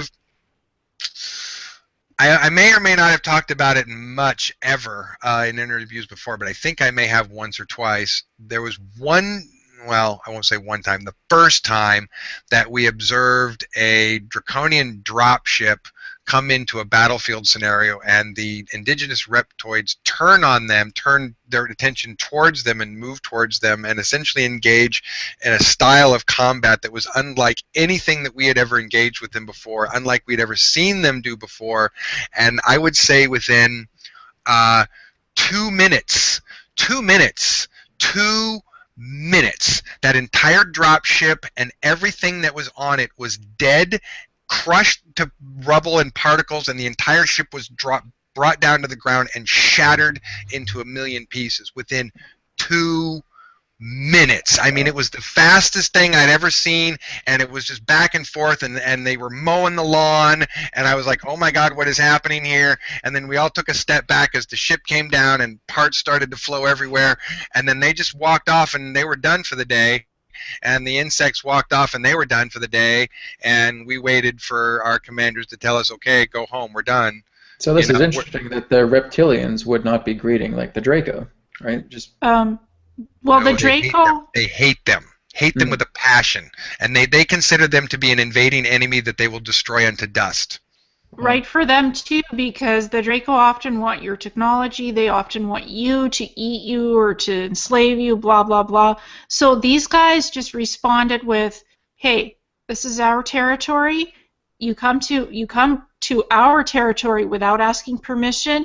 This is what we send back, your dead ship, because we do not want you interfering with us, enslaving us, taking us over, infesting us with nanonites, nanobots."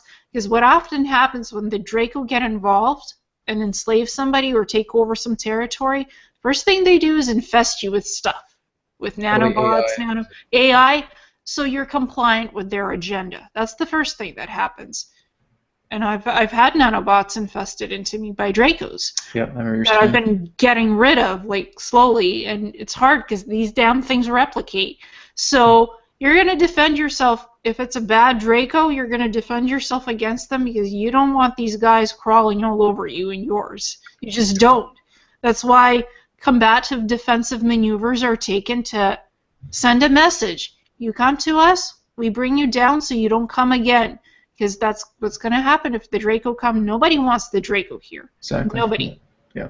No more.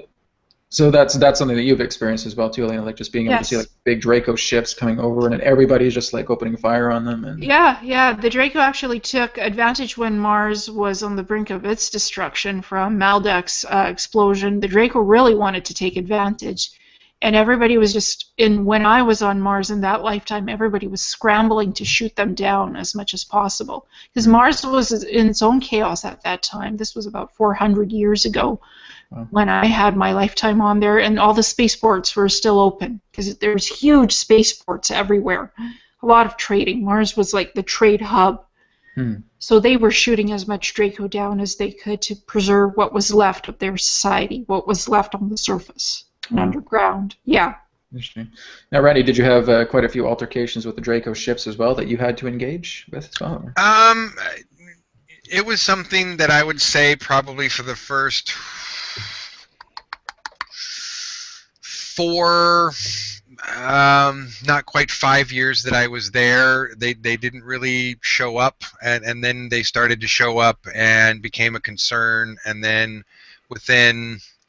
I would say within a pretty short period of time, within that year, it became clear that when they showed up, it was, we would basically band together and attack them. And then the more and more their efforts became sort of serious, the more we kind of entered into this cooperative effort, which really is what led to the ending of, cessation of hostilities and ending the war and so forth, was essentially coming to a place of working with them to get rid of a common enemy, which basically just, let everybody bury the hatchet, so to speak. And I don't know what the state of I can tell you that if they wanted to continue testing military technology, the southern tribes are still very hostile, have no intention of making friends with anybody. They have a very, very, very simple attitude, which is you are either worthy to fight or you are worthy to eat. And so if you're not worthy to fight, then you will be eaten. And so, if you wanted a hostile group to test your military technology on, they're always going to be hostile. So, they probably just as well move, their testing grounds down there. But whatever was going on up north, we eventually had a peace agreement and everyone made friends, and, it all kind of ended. So if someone was to see a Draco ship, what would they see? What does it look like? Teardropped. Some of it is teardropped. Some of it is very angular and squarish looking. Mm-hmm. Randy, is that what you saw? I've seen a few different designs. I mean, they tend to be sort of blackish green, Yes. kind of like a classic sci-fi, evil ship, Mm-hmm. It's kind of that sort of, they're creepy looking. So basically, all just teardrop, or are they kind of like angled ships? Like I've seen the drop ships do tend to be a little do tend to be like a wide teardrop, but I've also seen ships that were like polygon shaped. I mean, they were oddly angular polygon shaped, which was peculiar. I don't know what else to call them, but peculiar. But yeah, none of them. The only other thing that I can say about them is that in the weirdest sense, everything seemed to kind of ooze evil. I mean, I don't ever like to sort of use weird airy-fairy words like that. Like, so that's for the lack of a better term. But all I can say is when you're looking at their technology, and as they sort of disembark off the ship, I mean, you really can just see the sort of collective dark evil that just sort of comes off of them, and it's just kind of creepy. You're instantaneously like, I don't want that to touch me, and yeah, you're instantaneously sort of disturbed and bothered by it, and you either want to run away or stomp on it, and it's a very it's a very bizarre sort of thing, and I'm sure it has a lot to do with their psionic makeup, but yeah. Yeah, and they were in our neck of the woods, Brad, in last December. Oh yeah. Yeah, they had one of their ships on its way to destroy something. They were traveling underwater near Victoria, Mm-hmm. and Yeah, I remember you saying that. Yeah. one of the ET Alliances just destroyed. One of the Andromedan ships, right? The Andromedan, yeah, just one of the Alliances. They just basically, and I was warned 3 weeks before it was coming down. I was in one of my Super Federation meetings. There's a lot of activity around Antarctica right now. Yes, pertaining to Dracos and ships that are trying to fight them off. Yeah, and these guys are trying to destroy a lot of the Earth portals, the natural portals. That's what last December, that's what it was all about. And it was actually tear-shaped, sort of as greenish-purple, like Randy described. Mm-hmm. And only 3 life pods escaped, and they were green. They were kind of circular teardrop shaped. And they're creepy, and there was like almost 2-3 different types of species on the ship. Yeah, they have like a genetic hierarchy caste system, and so they have like a worker podling, kind of a little worker caste, and they have a warrior class, and then they have a royalty class. Yeah. They had one creepy Cabal guy who was genetically modified. He looked E.T. He was creepy looking. So there's some Cabal with them on that ship, human Cabal. It was on its way to destroy something that was important in the Rockies, and it was going to slipstream through the portal and make its way somewhere else. But it was destroyed when it was underwater. To me, it felt like a boom, like whoosh, destruction. It didn't feel like an earthquake, and I still, to this day, I say it was not an earthquake because it didn't feel like a normal earthquake would in BC. So. Yeah, it feels like there's a lot of attention being brought into Antarctica right now. Do you guys have intel about what's happening in Antarctica? Because it feels like there's a lot of attention being brought over to Antarctica right now. Yes, there is. Yeah, it's busy. It's a busy hot zone at the moment. There's really not much I can comment about other than it's a hot spot.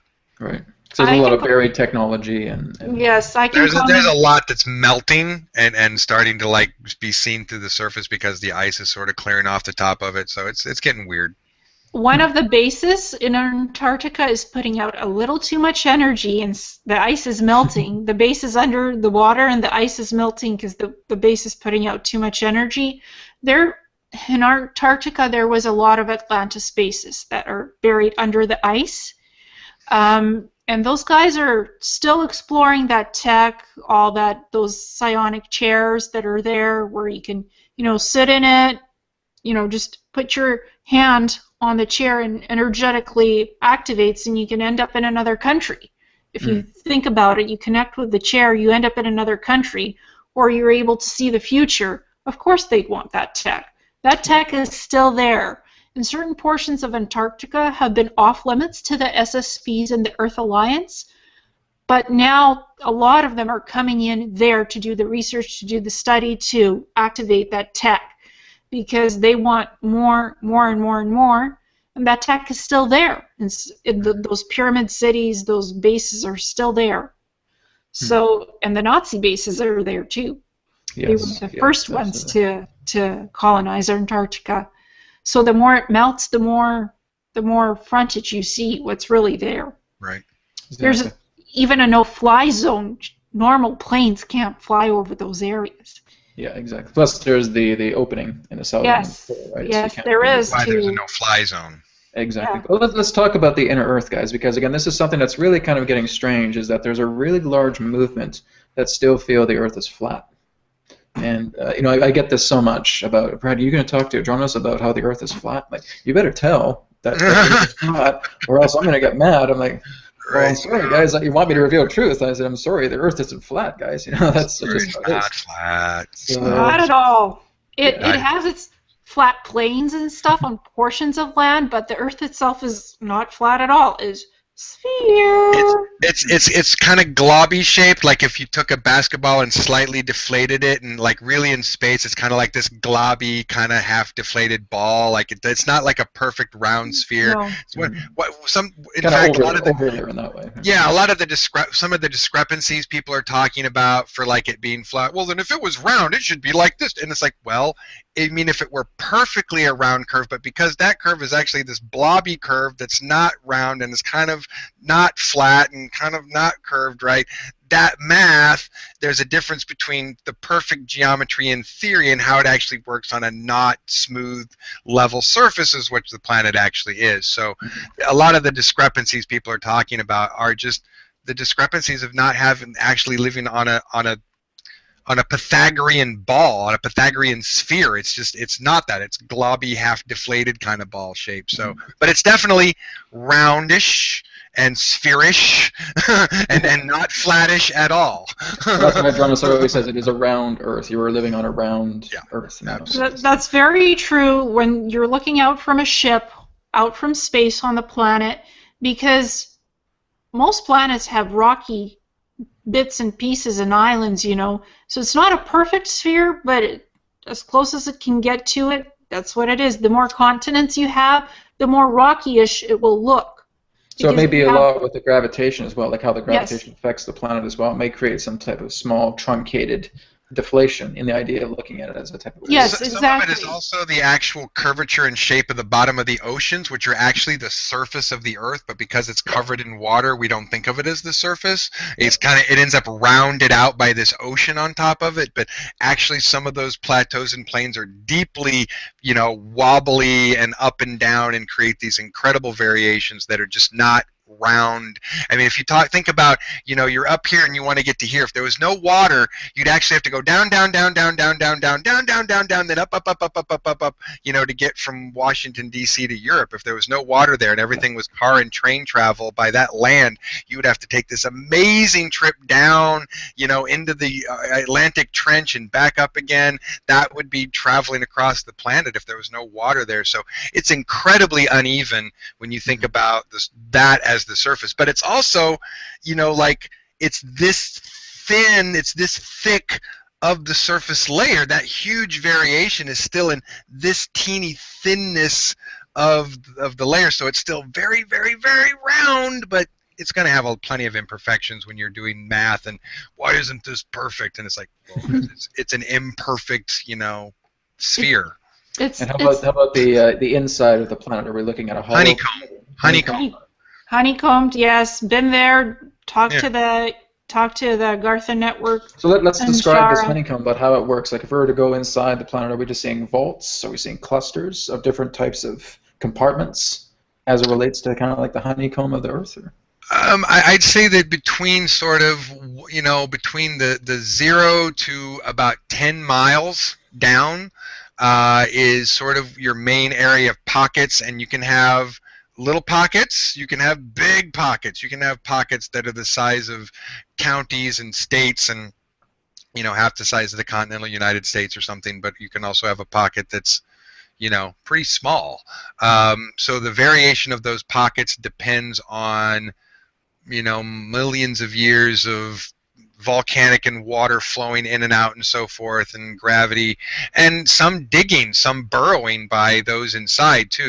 We have an indigenous insectoid and reptoid species that have been down there, tunneling and burrowing. If you ever seen what an ant mound or a real good termite, nest looks like, they're absolutely amazing works of diggery and tunneling, and create these massive pockets to scale for how big so they kind are. of like big bulges that are kind of sticking out there, like the inner of the Earth, like just seeing these big gigantic bulges of pockets. Is that kind of how? No, if you were to go down and start walking through it, you really would be like if you were going through this honeycomb, this sort of little pockets, big pockets, tunnels, solid rock. So you can kind of end up wandering from area to area. You can come up to large patches of solid rock, and well, I guess we're not getting there that way, and you have to follow an area and find a path that leads to another pocket, and there's water flows, underwater flows, stream flows, like lakes and rivers and oceans at different places. But it's also different, because it's just not uniform. It's a bunch of different honeycomb pocket sizes. There's different levels of water, temperature, depending on how developed they've decided to create sort of these internal fusion devices, these artificial suns and so forth, which all I have to say is it's bad observation. If someone entered into this massive pocket that was, so big that you couldn't see either end to the right or the left, and they'll see a large fusion device, miles away from them, go, oh my God, I'm in the middle. It's hollow. Look, there's a sun in the middle. That's just bad observation. You were in a tiny, tiny little pocket, because let's be honest, even if it was hollow and you were sitting on, like the inside of that, think about how far away you can see up that way. You wouldn't be able to see far enough in any direction to realize where you were. Exactly. So any notion that it's hollow and you could see all this or experience all this, it's just no. And not to mention that gravity makes it absolutely impossible, or we'd cave in on ourselves. So there is, at the very core, hot molten stuff, and then as we get out into these cooling layers and these deep layers, and I'm telling you, 10 miles is deep. Okay, I mean, what you would have to do to get 10 miles down, I mean, that's really deep and far. Deep, So when you start getting down into some of those pockets, I mean, if you're in a pocket that's 2 miles down, I can tell you we have bases that go 1.5 miles, 2 miles down. You're in a pocket that's 2 miles down, and that's just kind of scratching the surface. Like, you're not going to notice like atomic bombs pounding the surface of the Earth. Like, I mean, you would not even notice them 2 miles underground. You wouldn't even know that they were happening. So when you get that far underground, yeah, of course, they could really also care less mostly about what's happening up here. And on an individual basis, on a social basis, they don't want us to destroy the environment up here any more than we do necessarily. But in a lot of ways, the reason they don't interact with us for the most part is socially. They're just like, yeah, we're here, you're there, stinky monkeys, we don't want to. How about As the well- aurora borealis? Like when that happens, is there like a singularity in the center of the Earth that's basically creating that kind of effect? I think that's just light refracting off of electromagnetism, like the scientists say the aurora borealis is. It's mostly just the light it's an intense magnetism, and the light reflection and refraction.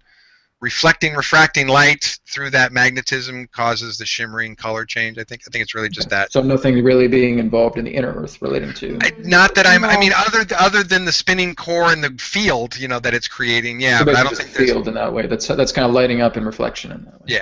Yeah, it's the magnetic field. As well, in the honeycombs, some areas are really cleared out for cities because these breakaway inner Earth groups have cleared away. They have advanced tech, they've cleared away certain sections for cities, so it's really like round inside round or squarish. Like Oh yeah. when you clear off the top of the land on the surface to build stuff, like a field, they do the same inside, except they're clearing away rock instead of grass and trees. They're just clearing out rock to create these pockets for cities and stuff, and trading ports as well, because they have ships in and out all the time from ports, from cities. They have their man-made lakes as well, so you can have paradise inside. And so this would be the Argothan network, basically, just interviewing everything inside. Yes, like 7 or 10 groups of them.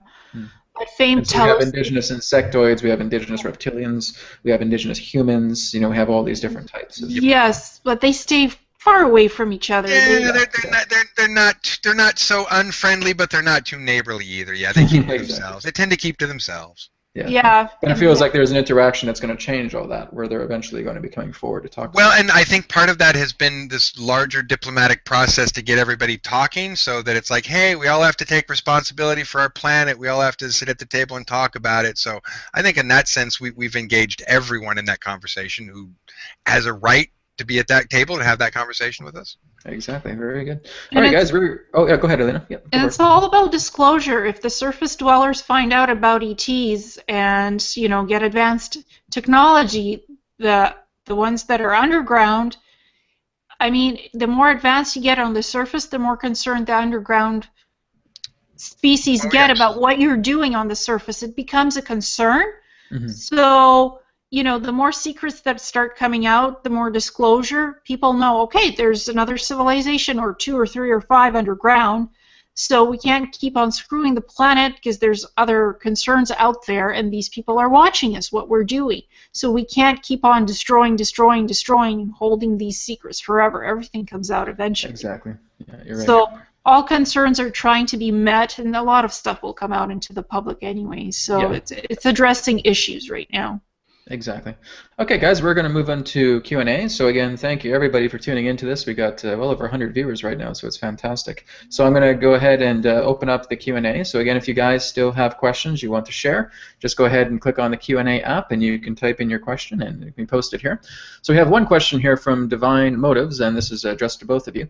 What should we be aware of in regards to our current North and South Pole shifting? Is this due to natural causes? Is anyone working to keep the poles from shifting?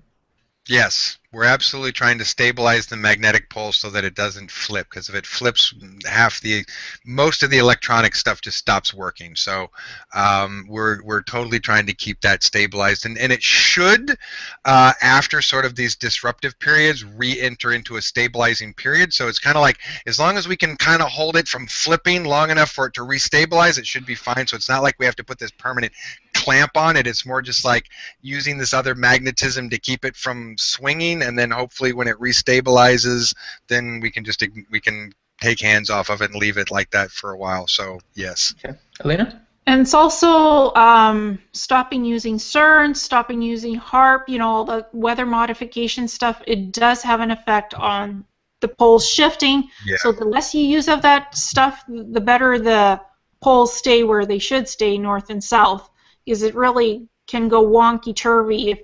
Or if you try to create earthquakes where you're man-made earthquakes with this technology where you shouldn't be doing that to scare people, it can upset the pole shifts. And you'll have stuff melting, you'll have water rising. Those buoys are like, what the heck is going on here? The buoys are rising, there's going to be an earthquake. There's no water rising, no earthquake. Some kind of weather modification was used to disturb those natural sequences. So those have a lot to do with the pole shifting as well. The less of that you do, the more stable your planet is, basically. The poles stay stable. Yeah, it's very good. Okay, let's move on to another question here from Paula.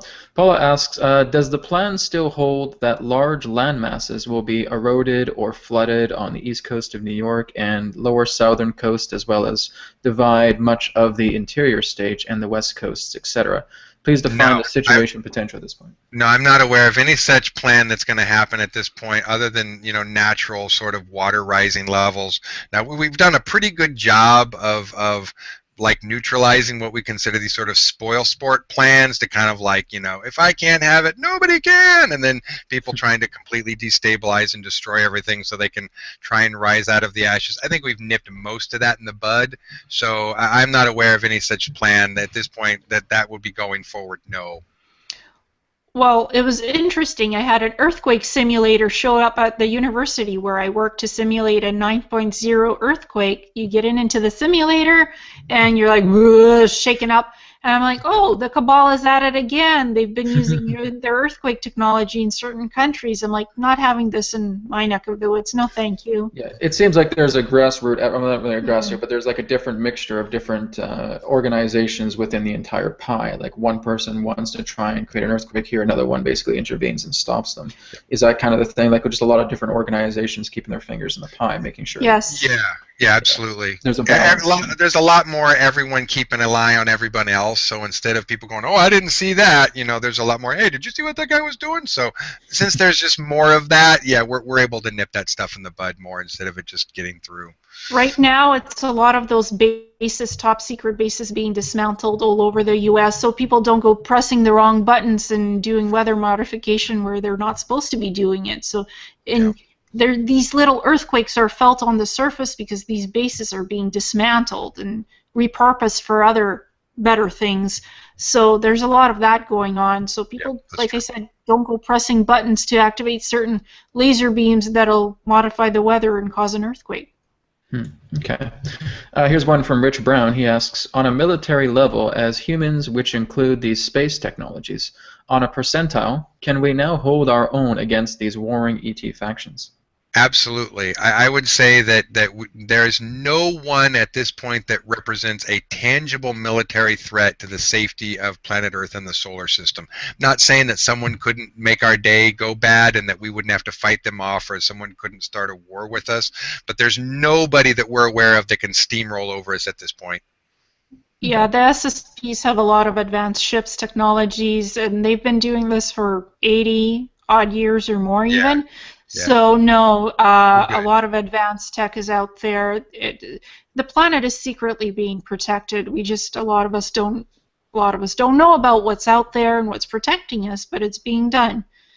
It's hush hush, but it's being done. And hey, somebody tries to pull off a fake invasion, you see holographic ships in the sky. That's all you're gonna get. Yeah. And it's going to be mundane and boring. Or they'll be our friends and ships pretending to be invaders. I mean, there's not going to be a real invasion. It's just not militarily possible. Or just have like a mass signing and then have all the media blow it completely out of proportion. Is this an invasion? Is this an invasion? Possibly. And I will say that from a military point of view, a fake invasion isn't the worst thing ever. Like there is a way to make fake invasion work for us, and a way that it isn't about destabilizing and just creating like one world government or anything like that. There's absolute ways in which to work a fake invasion scenario to kind of get everybody on the same page. So there's a couple different ways you could take a scenario like that. And so I'm just saying, even if it does happen, don't panic like that it's the end of the world. It could be just a way to kind of like get everybody from attacking each other and attacking one person. And you kind of get it. Let me put it this way: you get everybody you get everyone stop being accustomed to fighting with each other, and you get them on a couple of years of being accustomed to fighting, them bugs or whatever, and that really does socially change how people see each other, how they interact, and how they feel they either have to compete or share with one another. So there is some notion that a psychological reset of just, let's get everybody to stop fighting with each other by fighting with that guy, then maybe that would actually be a good social thing for us. So I'm not saying it's a bad thing. I'm saying it could still be worked out to a positive spin, but I don't know of any awareness or plan at this point to do any kind of like major invasion that destabilizes and takes over the government and we're all hiding in caves or something. No, I don't see anything like that. If anything, it's all going to be part of the show. It'll be very short-lived. It'll be as stagey and theatrical as anything else that they've done in the last few years. So people who are paying attention shouldn't be fooled too much by a fake invasion, but it's probably not in any way likely to be used for a negative purpose. If anything, it's just going to be, let's stop fighting with each other for 5 minutes and get that guy, and then everyone can be, get that guy, and then focus their attention on that guy instead of everybody else. Exactly. Or what they could do as part of like a little disclosure, it's humans pretending to be ETs. Hi, I'm from this planet. I'm from this planet. I'm ET. Come to visit you, and it's a fake show basically. Right. Hmm. Yeah. Well, Let's put on disclosure. there's a few different scenarios. Another one is like, hey, there's a bad ET is coming to get us. Oh, look, there's good ETs coming to save us. And then we have the friend come in and they fight off the bad guy. And, oh, we're your friend. And then we can have this whole relationship with our friend now because they came to save us from the bad guy. I mean, there's a number of ways that you can play out that scenario, and they all can either be spun toward a positive end or toward a negative end. So I think we're past the point of the people being in charge of that, of spinning it to a negative end. So I feel like if that happened tomorrow, I would feel confident that it was going to go in the right direction.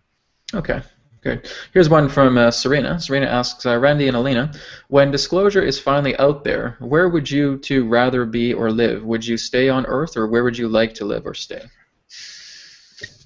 I'll let you answer that one first if you want. $64,000 question, I guess. Right? I already travel where I want off the planet when I want. I've visited a lot of different ships with a lot of different ETs. Personally, I do see my soul going off world soon enough. There's going to be something that's coming up for me that I do see myself going off planet at some point and doing something else.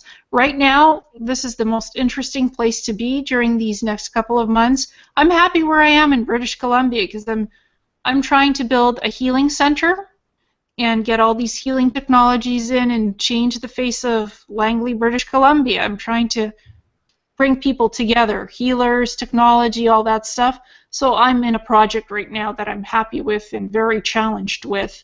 So I'm happy here for now, but I would love to go off planet and do something else as well when the time comes. If it's an appropriate offer that I like, I might just go and accept. It depends really what I'm offered and by who. You got to ask yourself, who makes the offer? How good is it? Is it worth doing or not? Mm-hmm. That's the best I can answer with that one. Exactly. And Randy, how about you?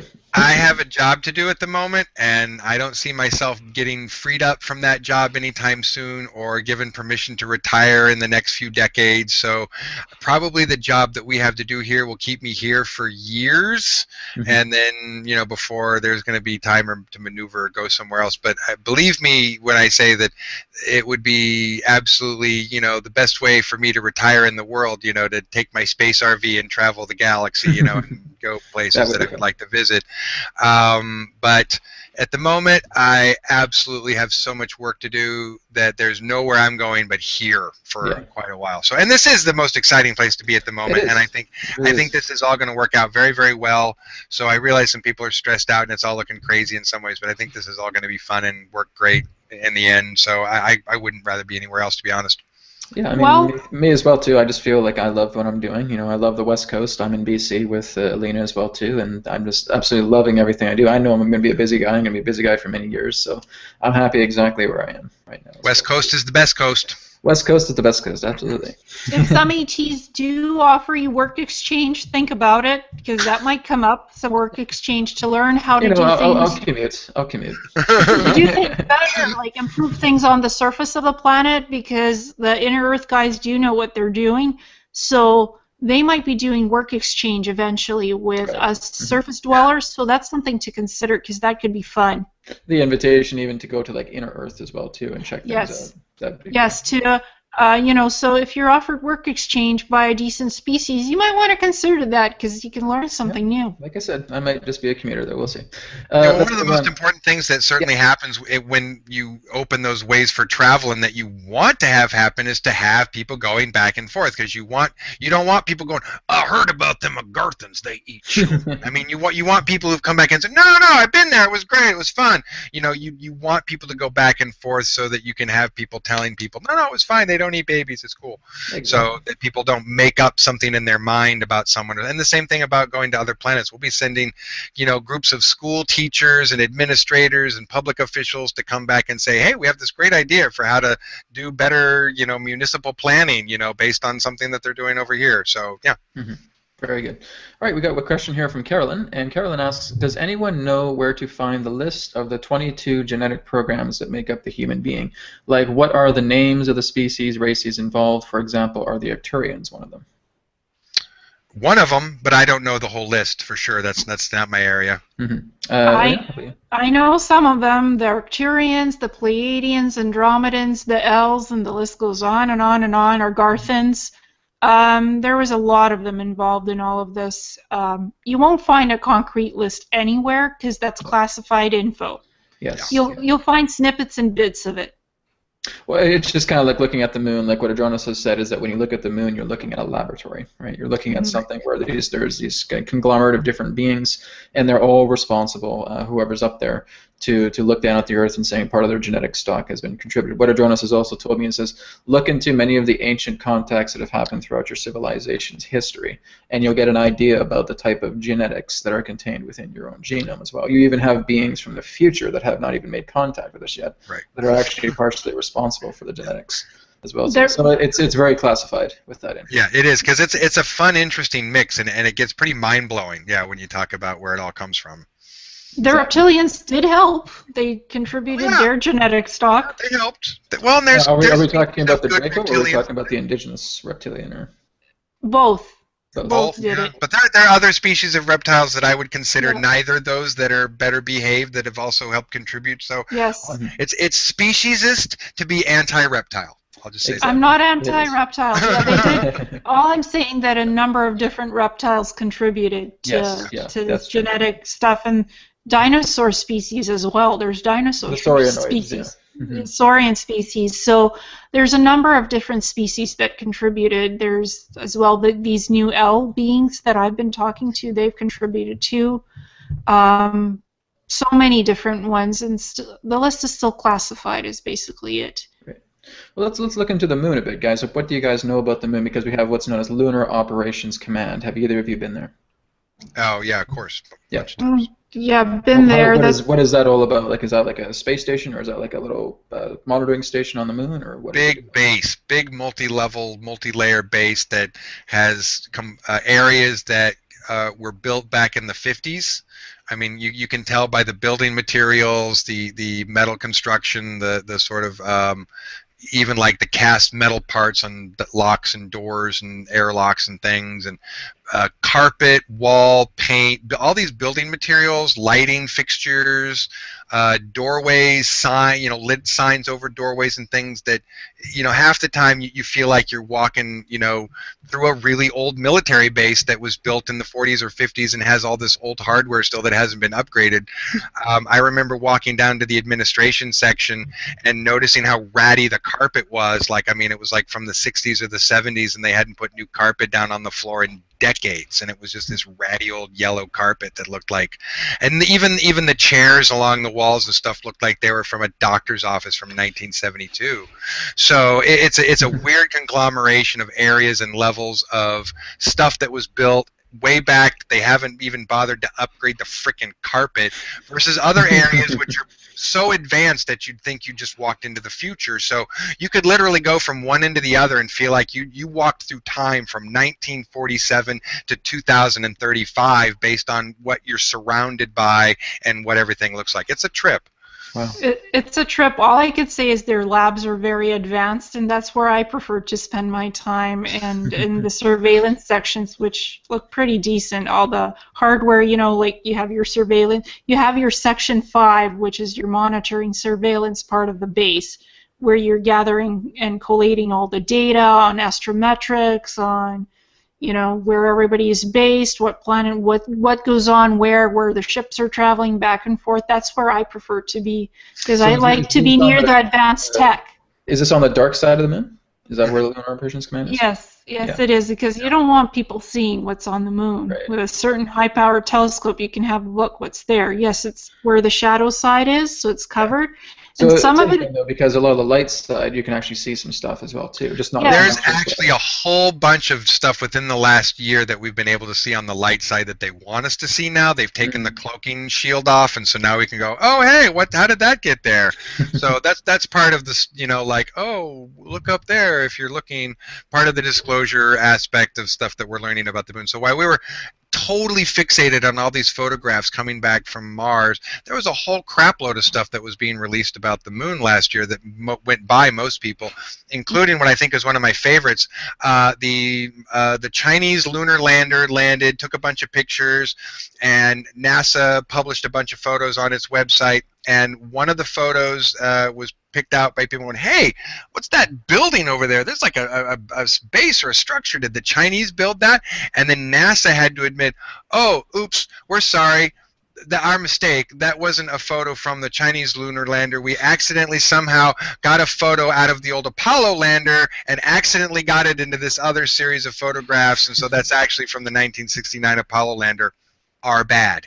And I just thought that was the most hilarious thing in the world. Like, how in the world do you accidentally stumble your hand into an archive of pictures from 1969 and accidentally, which is an analog.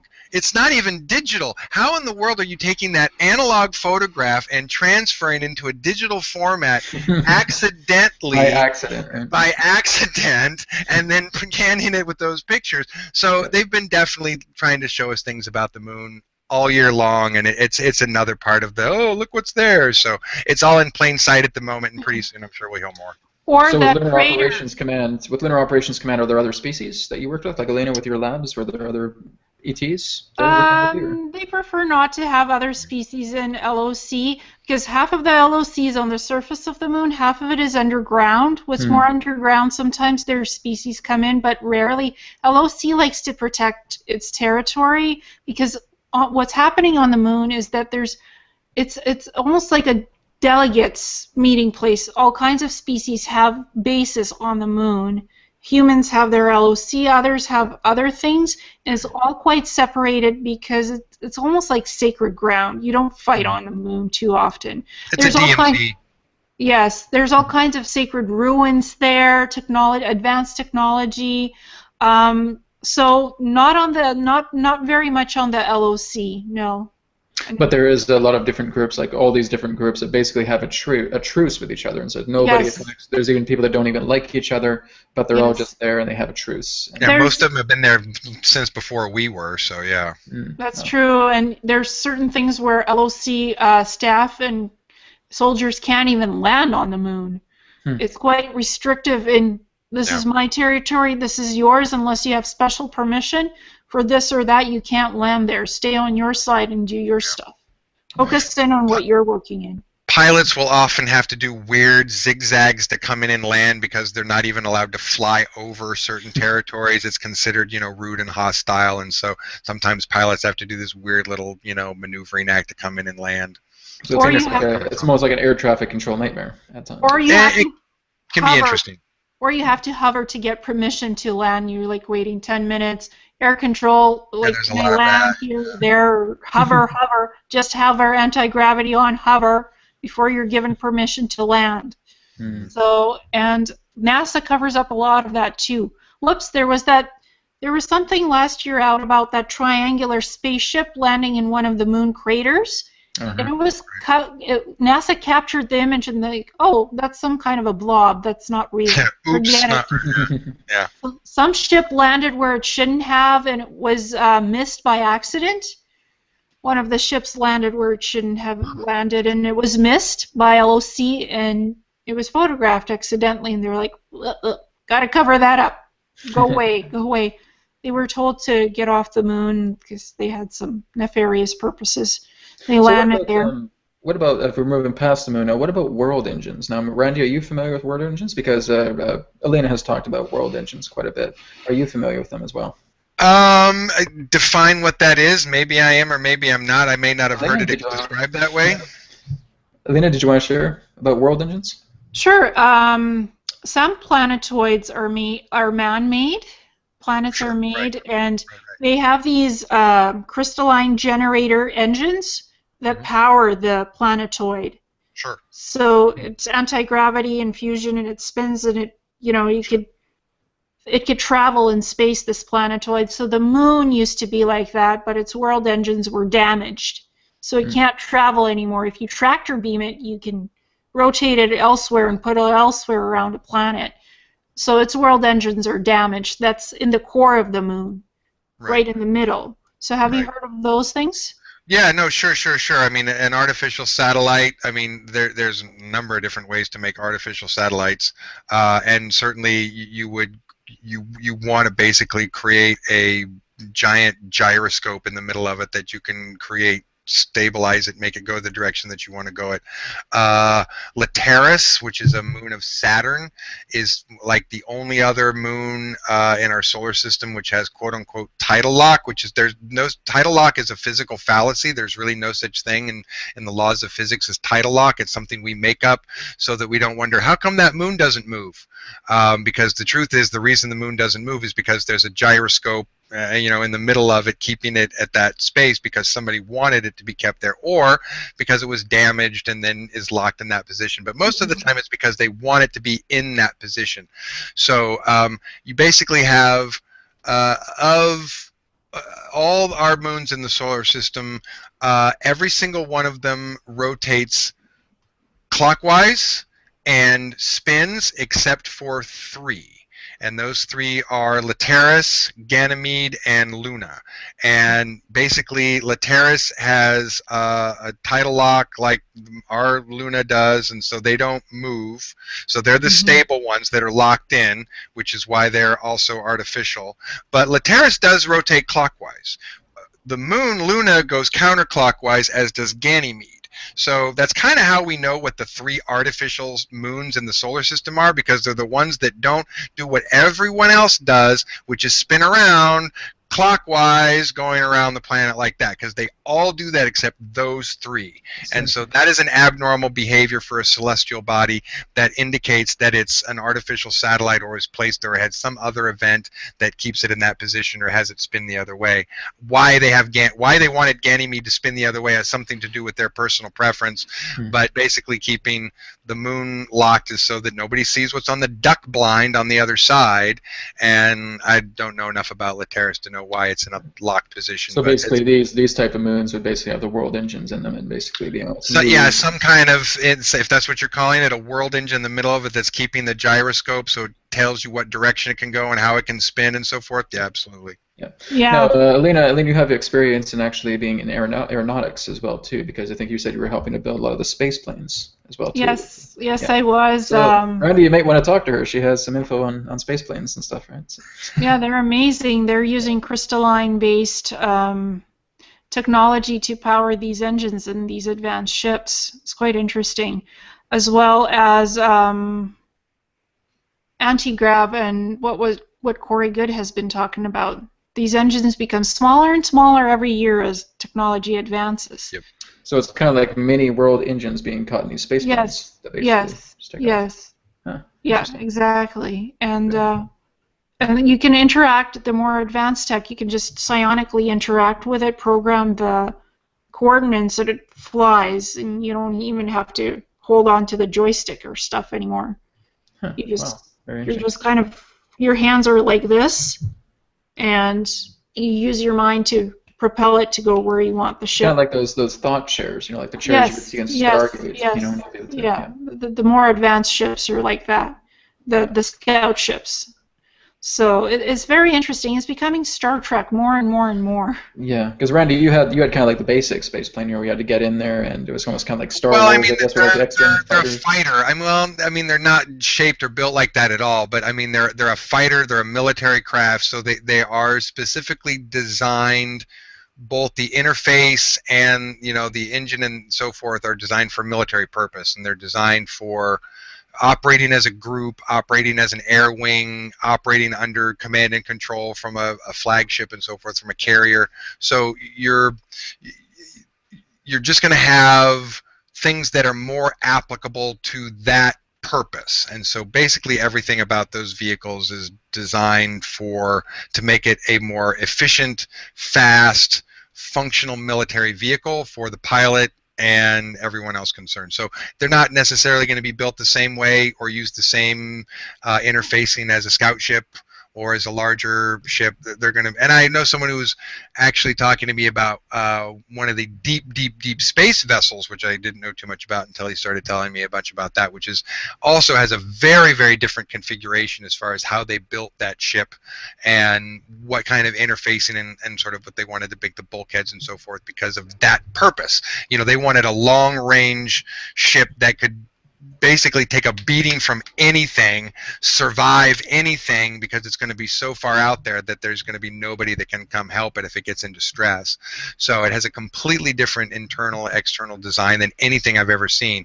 So things are built to their purpose. So that sounds perfectly acceptable for that purpose, and our fighters were built for that purpose. So we have what you call your casual interface, which is a palms down, which is there's little divots that your hands go into, and there's little finger controls and things that you can adjust. It's all very ergonomic to your fingertips that are at your side. But that's in a casual position. When you're in a combat position, you actually have a little ball that your hand fits into. There's little imprints on it that you hold into. That is this whole steering mechanism and flight mechanism that moves in all these XYZ directions, as well as having the seat gimbals and moves, and so you're actually shifting your weight in your hips and your hands, steering with your hands and your body as you're able to slide left, right, back, forward, and up and down. They are one of the most maneuverable vehicles ever. I mean, the way you can spin, the way you can flip around something in a curve, spin around and fire on it, and then immediately turn around and go the other direction. I mean, they slide out of the way. I mean, they're just the maneuverability of these vehicles and the speed at which they can maneuver and the directions at which they can maneuver is astonishing. So they're purposed for that, and everything about them is that. And also the thought technology, like I was saying, that you could psionically control their ship. You're doing your fighting stuff, but you're also checking on something else that's going on psionically, like you're in tune with the ship. Well, the HUD is basically a psionic HUD, and the essentially what you consider to be the your visual system, which allows you to see outside the ship and so forth, and sort of this 360-degree view, as if you didn't have as if you had no cockpit over your head. That's a psionic interface, but everything else was hands and body. They really, for the way we were trained in these vehicles, they wanted the pilots to have a fully responsive vehicle that the pilot could use every ability to turn their body in any direction to steer the vehicle. So it also has, you know, the inertial dampers, essentially, so you can, you know, move quickly left, right, and you don't feel anything. That's not how these work. These actually allow us to feel a certain amount of the movement left and right. So I can still accelerate that thing at 20, 30,000 miles a second to get up to full speed, but and I'm not going to hit the back of the wall like a pancake, but I will feel motion so that as a pilot I can be responsive to everything that the vehicle is doing. So it's a very customized design for the pilot to be able to fully physically interface with the steering mechanism, the piloting mechanism, so that they can have maximum maneuverability and response time, so that they literally measure your response times in milliseconds, you know, down to like tenths and hundredths of a millisecond, so that when they're testing, like, how fast can you hit that trigger, how fast can you make a turn, they're really calculating. No, I mean, he can be a few milliseconds faster on this. I mean, that is exactly how this thing was designed, so that different operations that you're performing are milliseconds faster than doing it another way, that you end up with this sort of conglomerate aggregate of time saving. So you end up shaving off half a seconds and milliseconds and seconds here and there that make your ability to maneuver and engage in combat one of the fastest, most maneuverable vehicles out there. Wow. And, I'm sorry, I'm very proud of that, I guess. Oh, no, of course, Yeah. me too. And they're getting away from the plasma core technology for the generators of the ships, right? Because plasma is more volatile. Absolutely, yeah. That's So why we were using a newer 0-point generator that was a little black box that, yeah. I remember being so frustrated when I had to design those stupid plasma engines. Because those things are more volatile and they are more likely to explode if you do something wrong. Oh, wait, So yeah, you it's definitely have to watch them when you redline. You can't redline them like you can these things. That's for sure. No, no. no, no, no. Yeah. Oh, Here's a oh, very they're interesting question. Very interesting question that just came up that I think is really interesting. One person asks, Andrew, his name, could you go more into depth about the Time Core, the group that travels forward and backward in time? Have you guys heard of them? The Time Core. Sure, yeah. Yep. It's dangerous. It could destabilize your molecular structure if you do it too much, and it could really mess with your memories because when you're doing a lot of time travel, you could enter so many sequences. There's so many protocols where you can go and where you can't time travel because basically you're not allowed to see the future because you can alter the future by seeing the future.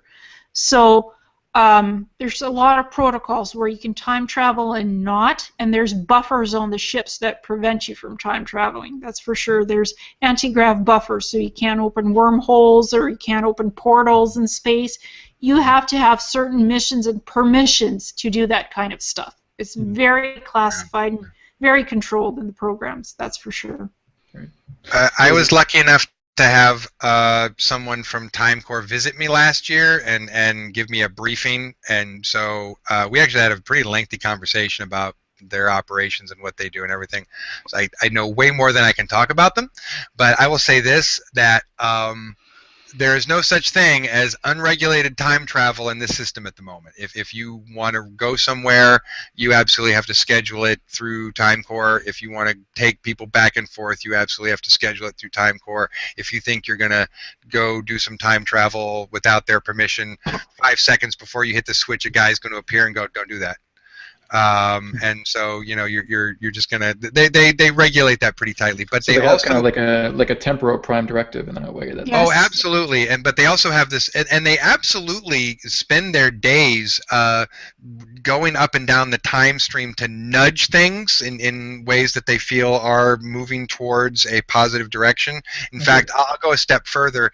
Anyone who got to see Tomorrowland, which the Disney company came out with, and George Clooney was in it, right? If you've seen this movie, okay, that's TimeCore propaganda. Like, they straight up were like, "We need you guys to make this movie." They wrote that script and they produced that movie because they basically wanted people to think, yeah, if I actually think about a positive future, maybe I'll have one. Because what they really want to do is people start imagining this wonderful city of giant chromed buildings in the future where everything's green and perfect and we're all, fine, because that is what they're trying to nudge us towards. They literally are like nudge, nudge, nudge, nudge along the time stream, people, events, so forth, so that we're getting more and more as we, instead of, if we leaning this way, they nudge it back that way. If we're off this way, they'll nudge it back this way, so that we're making that direction.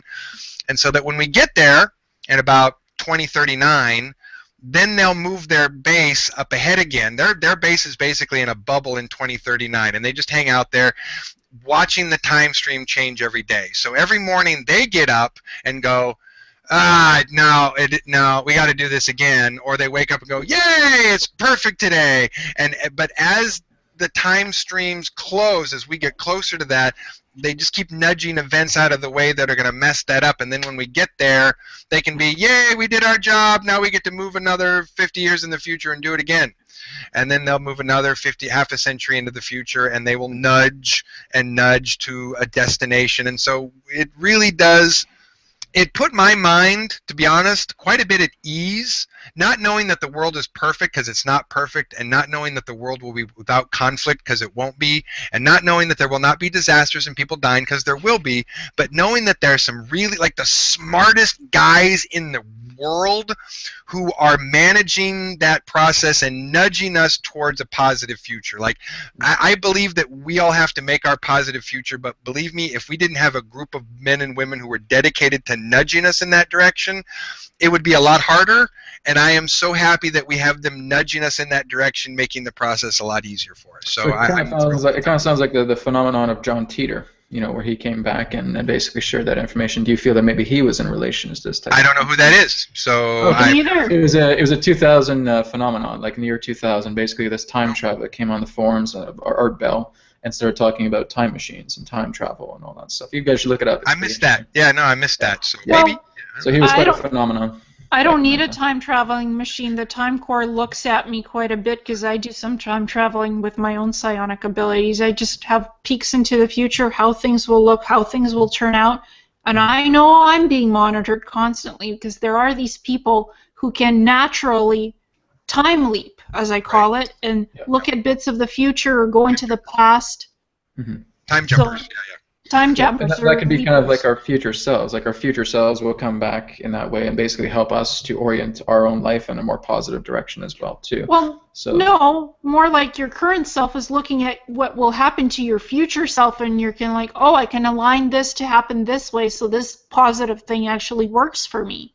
Yeah, but what I mean is that when people actually have these interactions with other particular beings that come into their life, a lot of them address themselves as being from the future. Like, I am you in this version of the future. Right. I've come back at this time to help you move in this way. Like, this is my own experience with Adronis in that example. Yeah, Like it's a psionic ability. Yeah, exactly. Psionic time travel is a psionic ability, yeah. Exactly, yeah. Okay. It is. Like you, Brad, said, you saw Bernie Sanders winning in the future as president, and I saw Bernie Sanders winning in the future as president as well. We had two confirmations of what we saw. Exactly. Psionics at work, right? It's great. Here's one from Cheyenne. Cheyenne asks, here's an interesting one. Could Saturn's rings be made of gold and other materials instead of the rocks that NASA shows? Is Saturn's rings being mined? They're made up of, the rocks of Saturn are made up of a whole bunch of different kinds of minerals. So, I would imagine if you started plucking out, rocks from the rings of Saturn, you'd find all kinds of stuff in there. I would suggest that mining the rings of Saturn is a very dangerous venture. I would suggest that if we were going to engage in mining, we would be pulling asteroids or going to asteroids in the belt before we would try and pull things out of the rings of Saturn. Let's just say that there's a lot of objects moving real fast in a little stream. You want to get down there, you're going into a stream of flying rocks. So it just seems like it's more of a thing we wouldn't want to mine from that place. Not to mention you might mess up the rings and it wouldn't look as pretty. So I think for safety reasons and other reasons, the asteroid belt would be the preferred place to start. So Saturn's rings are basically made up from the debris from Meldeck, basically just all this stuff coming in from the rings. Not just that. Saturn's rings were used as almost a weapon. I remember you were saying that. Yeah. Those rings have bases there. They're solid bases made of glass and stuff. So Saturn's rings are actually off limits to be mined because there's classified stuff there that other civilizations made. Yeah. If there's any artifacts in there, then it would be absolutely off limits. Yeah. Off limits completely, and Saturn's rings are used as basically energy waveforms to send subliminal messages to Earth, to humans and other civilizations. Depends who takes control of those rings, because many different people try to take control over them, because it's like an amplified antenna. There's technology there in those rings that are still active that can send signals, subliminal signals, to people and to technology like the pyramids to activate them to do certain things. So those Saturn rings are off limits. They're not mined, and they'll never be mined because there's tech there that's still being used.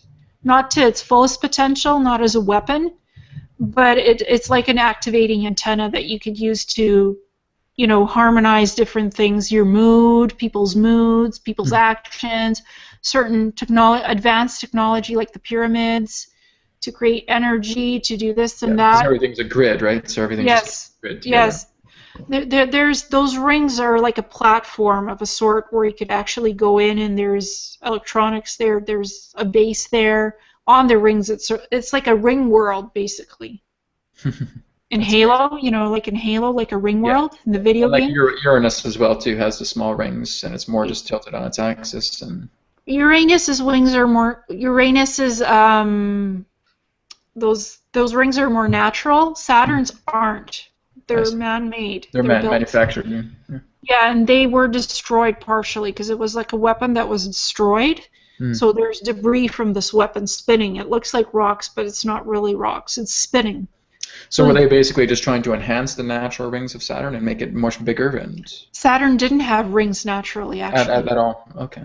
Not at all. Those rings are man-made, and they're now half of it is debris field from this platform exploding, this crystalline platform exploding, which was going to be used So it as a sounds like weapon. a type of magnetic technology. They're just kind of able to mesh this kind of magnetic ring orbit around the torsion physics. It's actually an effect of torsion physics, but I won't go into lecturing about torsion physics. But it has to do with the torsion fields that spin around and then create larger spinning fields and so forth. Exactly. Torsion physics. Yeah. Some of those rings are still active technology around Saturn, so it's never going to be mined because there's nothing there you want to mine. Well, especially when you got a big asteroid field and you got all this material ready to be digested, right? So okay, here's one from David Violet. David asks, is it possible for individuals to volunteer to be a part of the secret space program, and if so, what is the criteria to be chosen for it? Not at this point. Not at this time. If you're not military personnel and you're not on a short list for acceptance or consideration, not at this time. There's no place to sign up.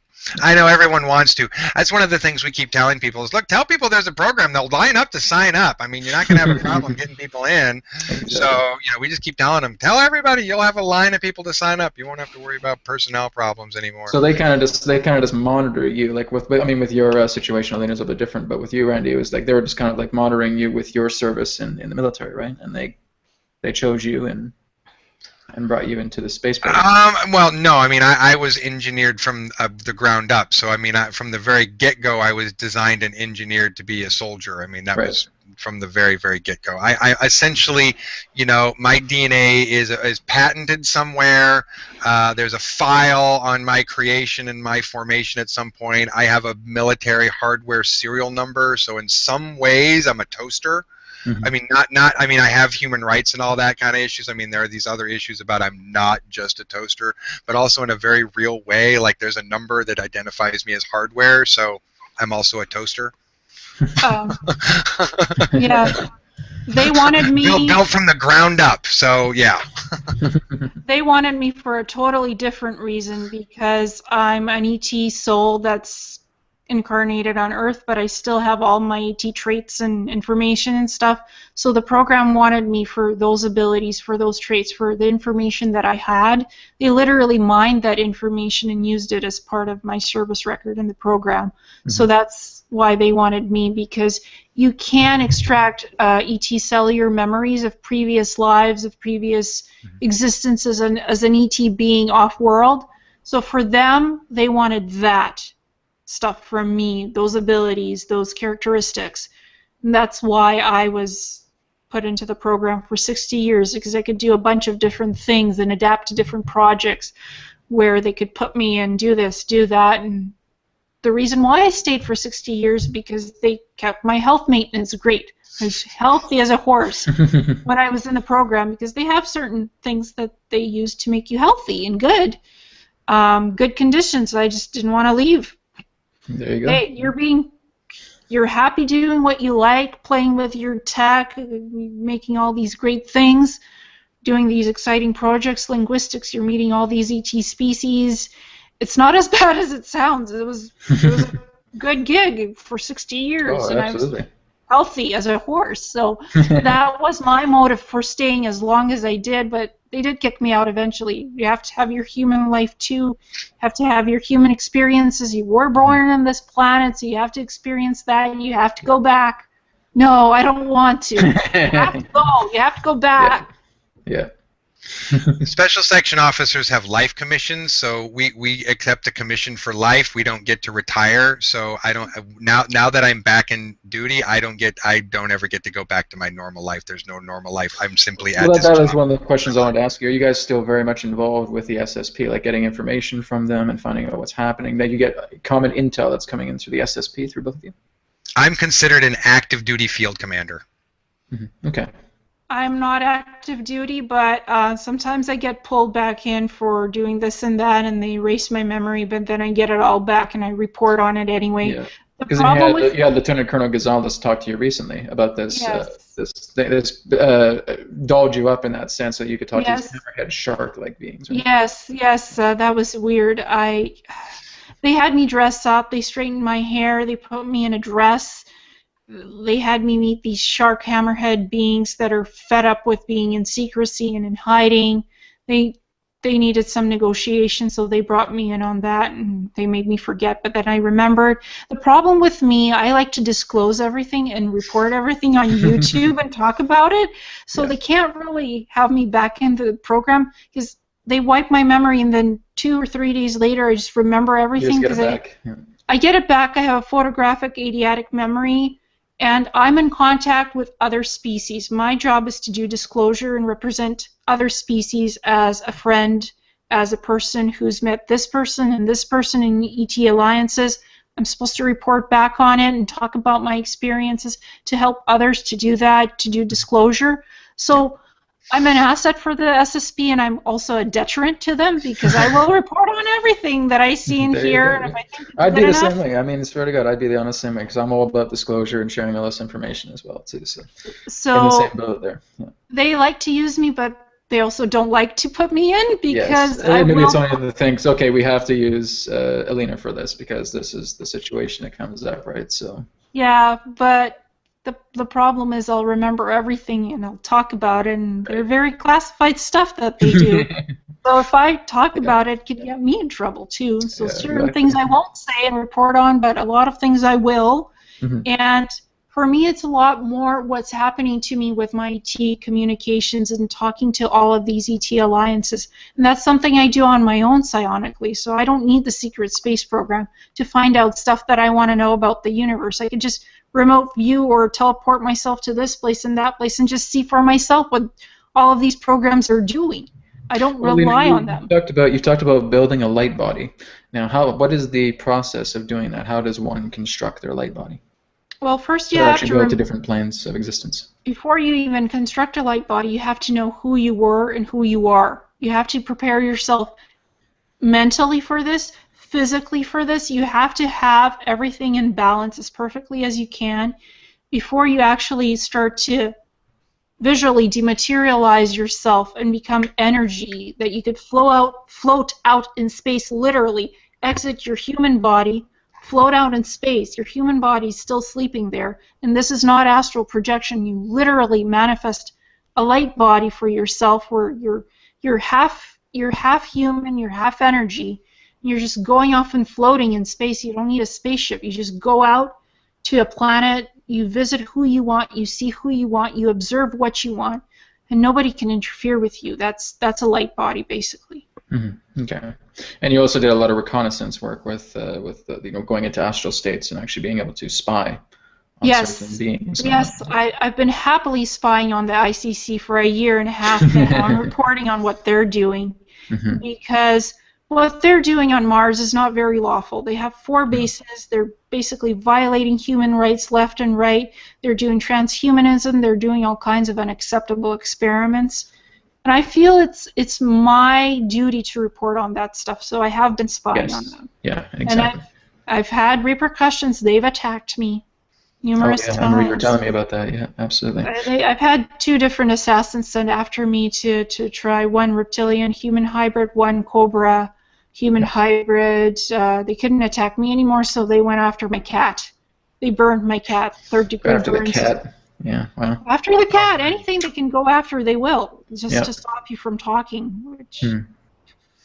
So, So what about? Let's talk about transhumanism. Randy, you were talking about when I was interviewing you that basically the Draconians would basically have these kind of weapons where they're like transhuman. They try and suck you up into technology and wire you in, and once that happens, you can't get out. Like, how does this work with this transhumanism or cybernetic technology?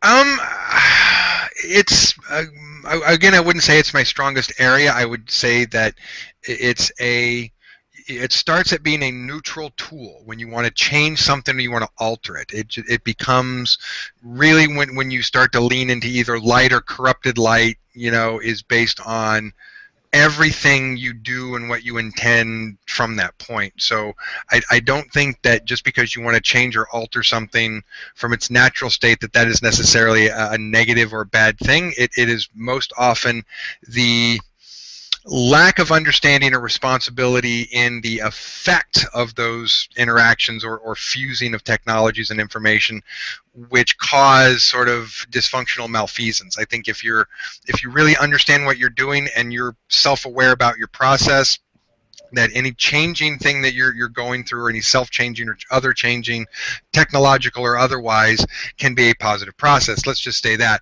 Going through your own genetic evolution process is a form of transhumanism. It is a form of transcending your own human nature into a superhuman nature, or from a 5-sensory human to a multi-sensory human is another form of terminology to say that. So that in itself is a form of transhumanism. So I think that where the problem becomes is when people who are doing those things start to disrespect what the body is for, instead of just trying to we need to put better stuff on this body. We can just slap some better stuff and it'll be great. Instead of just trying to slap a bigger carburetor and bigger stacks on that thing and how about think about what the whole purpose of that thing is, so that any alterations that you're doing are again with the grain of that purpose. And that comes right back to the 1965 report that we did on the super soldier programs, which is basically, look, many of these programs are using methodologies which are harming the subject and creating a shorter term, a shorter gain, and a higher rate of self-destruction. If we actually want to alter our soldiers and people in a way that is with the grain of who and what they are and their natural states and their natural tendencies, you end up with less conflict. So in that very sense, we started a policy that said, look, we're not going to want to alter someone, put an implant in them, or add a new piece of technology or machinery unless it's something that we absolutely can't do through self-enhancement, do through personal evolvement or psionic development, and that then if we have to add anything else, that we preferably have it be an external device, not something that you actually install or necessarily plug right into your interface or something on the back of your head, because we think that those definitions, those boundaries are important based on all these other things that we've seen happen in the intergalactic community of people doing this, what we can say, very badly, or maybe better, or our last 50 years of doing it badly. So we think there is a clear ethical standard for changing anything, physically, mechanically, cybernetically, and observing how other people do that horribly is how we want to avoid that, and understanding ethical boundaries which respect the human nature and the human consciousness and the human spirit in that interaction can create positive interactions which help civilization develop instead of crumble. But anytime that you take someone and you start transcending or transforming that human being into something that is more machine and less human, that's when you're risking taking whatever you're growing into civilization and crushing it into some kind of, matrix machine civilization or something like that, or how you end up with the Draconians. Yeah, exactly. So I guess that's my better answer to that question. That's a good explanation as well, too. All right, guys, we're going to go to our last question. Elena, if you want to follow up with that, then we're going to go to our last question. Yeah, I do. It's good to organically evolve yourself psionically and to develop and adapt your abilities, so you don't have to have external cybernetic devices attached to you. Or some people have etheric implants, which aren't tech per se. It's more like etheric energy implants. I have ocular implants that I volunteered to get. Yeah. It with my own permission. It wasn't against my will. I have those etheric implants where I could virtually record anything that I see, and they help me remember and match up faces and people and time dates and stuff. So, and I use that to do disclosure work. I had those voluntarily. I voluntarily agreed to them. They don't harm me. They're actually doing something good for me. They don't take away from my life force energy. They don't ruin my body. So it's really what you sign up for and agree to. That's the thing. You have to know what you're getting with these things. You have to know it and what it's used for, whether it's for harm, whether it's for good, for the benefit or not. And don't agree to anything you don't think you should have.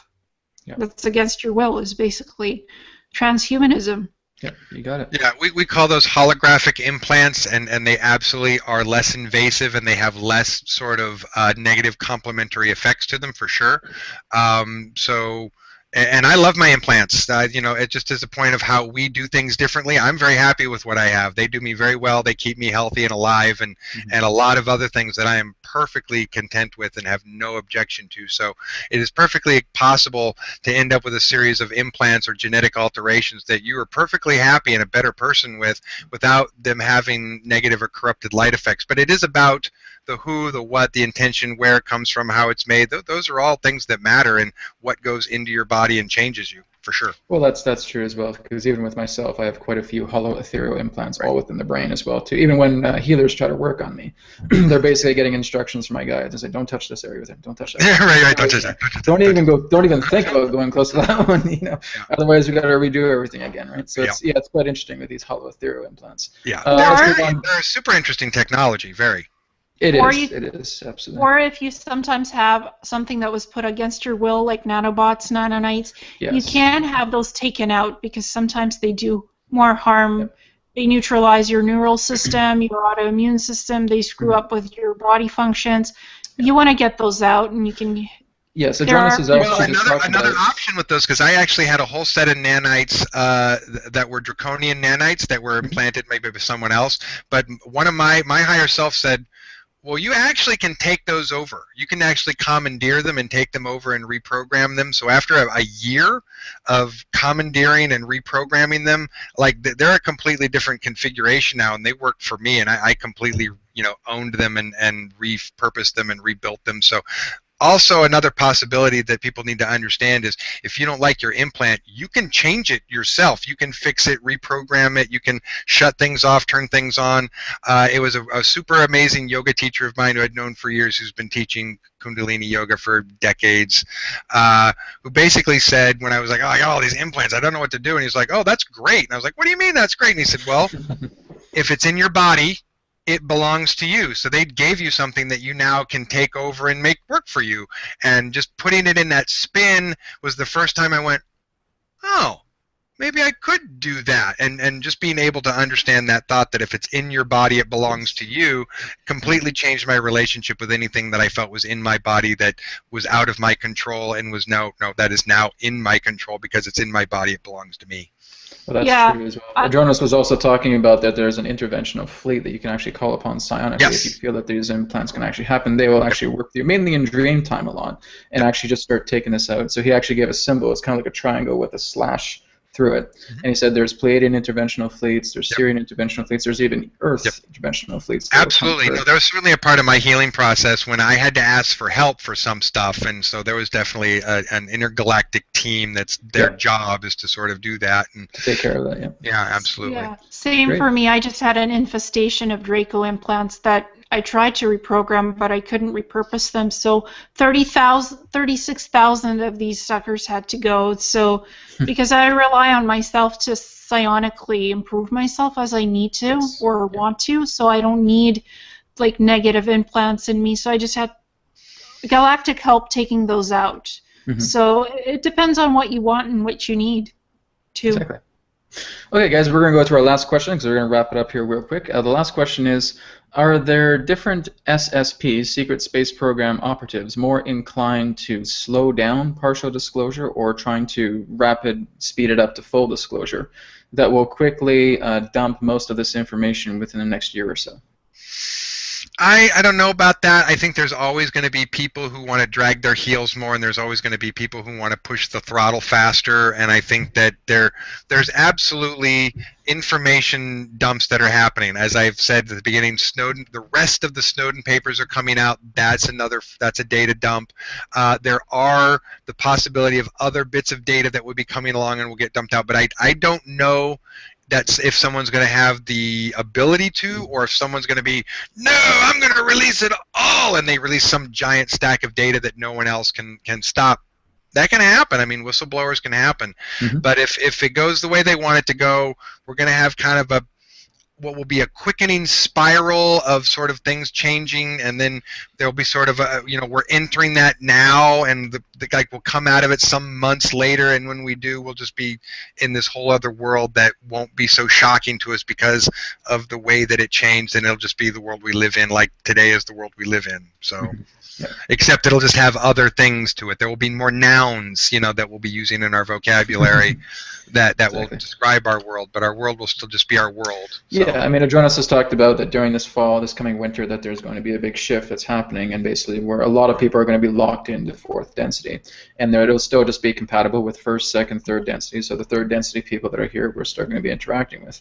But basically, you've chosen a theme to explore a lot more in regards to self-improvement, to betterment, and all that stuff. Right. So that's basically coming our way as well too. Yeah, I think so. Elena, what have you got any information again the next few months that are coming up as well? Well, there's different SSP groups, and they all have their own agendas. Some want full disclosure, some want to slow it down, some don't want it to happen at all. But there's also the Earth Alliance. It's not just the SSPs. There's the Earth Alliance that takes care of stuff here on the ground, the ground crew, so to speak. So. Yes. Yep. It's up to them as well to negotiate with SSPs and to make deals and to disclose as much as they need to or want to. So it's not just one group making this decision. It's a bunch of groups coming together to see what's best for the people and what's best for the security and safety of this planet as well, to not cause chaos, riots, disruptions. I would hope they would limit disruption as much as possible and make it as smooth as possible. I want full disclosure, and I think it should come out, but I think it should come out in an appropriate way where it doesn't scare people and create I think that's where fear. a lot of people are kind of in that state. They feel that oh my God, there's so much chaos on the planet right now. There's so much happening. Is this going to slim down, or what's going to happen here? Right? So. Well, they're trying their best to limit this as much as possible to create the least amount of chaos as possible. Certain SSP groups who are higher on the food chain want that. Lower SSPs don't really have the say-so of what's going on. They get to put out limited disclosure, and that's what they put out. That's what their orders are. Yeah. And but it's kind also of like knowing that you have transition, right? You're going into a transition. All this stuff needs to come out. It's exposure, and of course, it's going to create a little bit of shaking up. So that kind of creates the chaos. And it's also based on people and what people want to disclose about their experiences. If you were in the SSP and now you want to talk about it, and it's on your mind, you have this mission you want to do, get out there, talk to Brad, talk to Randy, put yourself out there to disclose this. It's also up to us what we disclose and know. Exactly. It's up to the people. That's right. And it's interesting, too, because there's a lot of SSP people that are receiving memories coming back that want to say, hey, I want to talk to you about the memories that I'm getting. I said, absolutely. We'll come on the show and just start talking about what you're sharing. It feels like quite a few other new people from the SSP who are actually regaining their memories. Now, is there a tactic that people can use who maybe feel that I feel like I've been a soldier here. I feel like I've had some type of specialist in the SSP. Is there a type of tactic that they can use or a technique that they can use to help them improve their memories relating to these memories that they're receiving? Psychic development, for sure. Your psychic abilities, you want to develop that. You want to do memory regression. Those are things that help me remember everything. And just the way my memories came back is through actually reliving my military training. All of a sudden, this is funny, but it's interesting. All of a sudden, I had an urge to go and do weapons training, restricted and non-restricted, handguns, paramilitary rifles, assault rifles.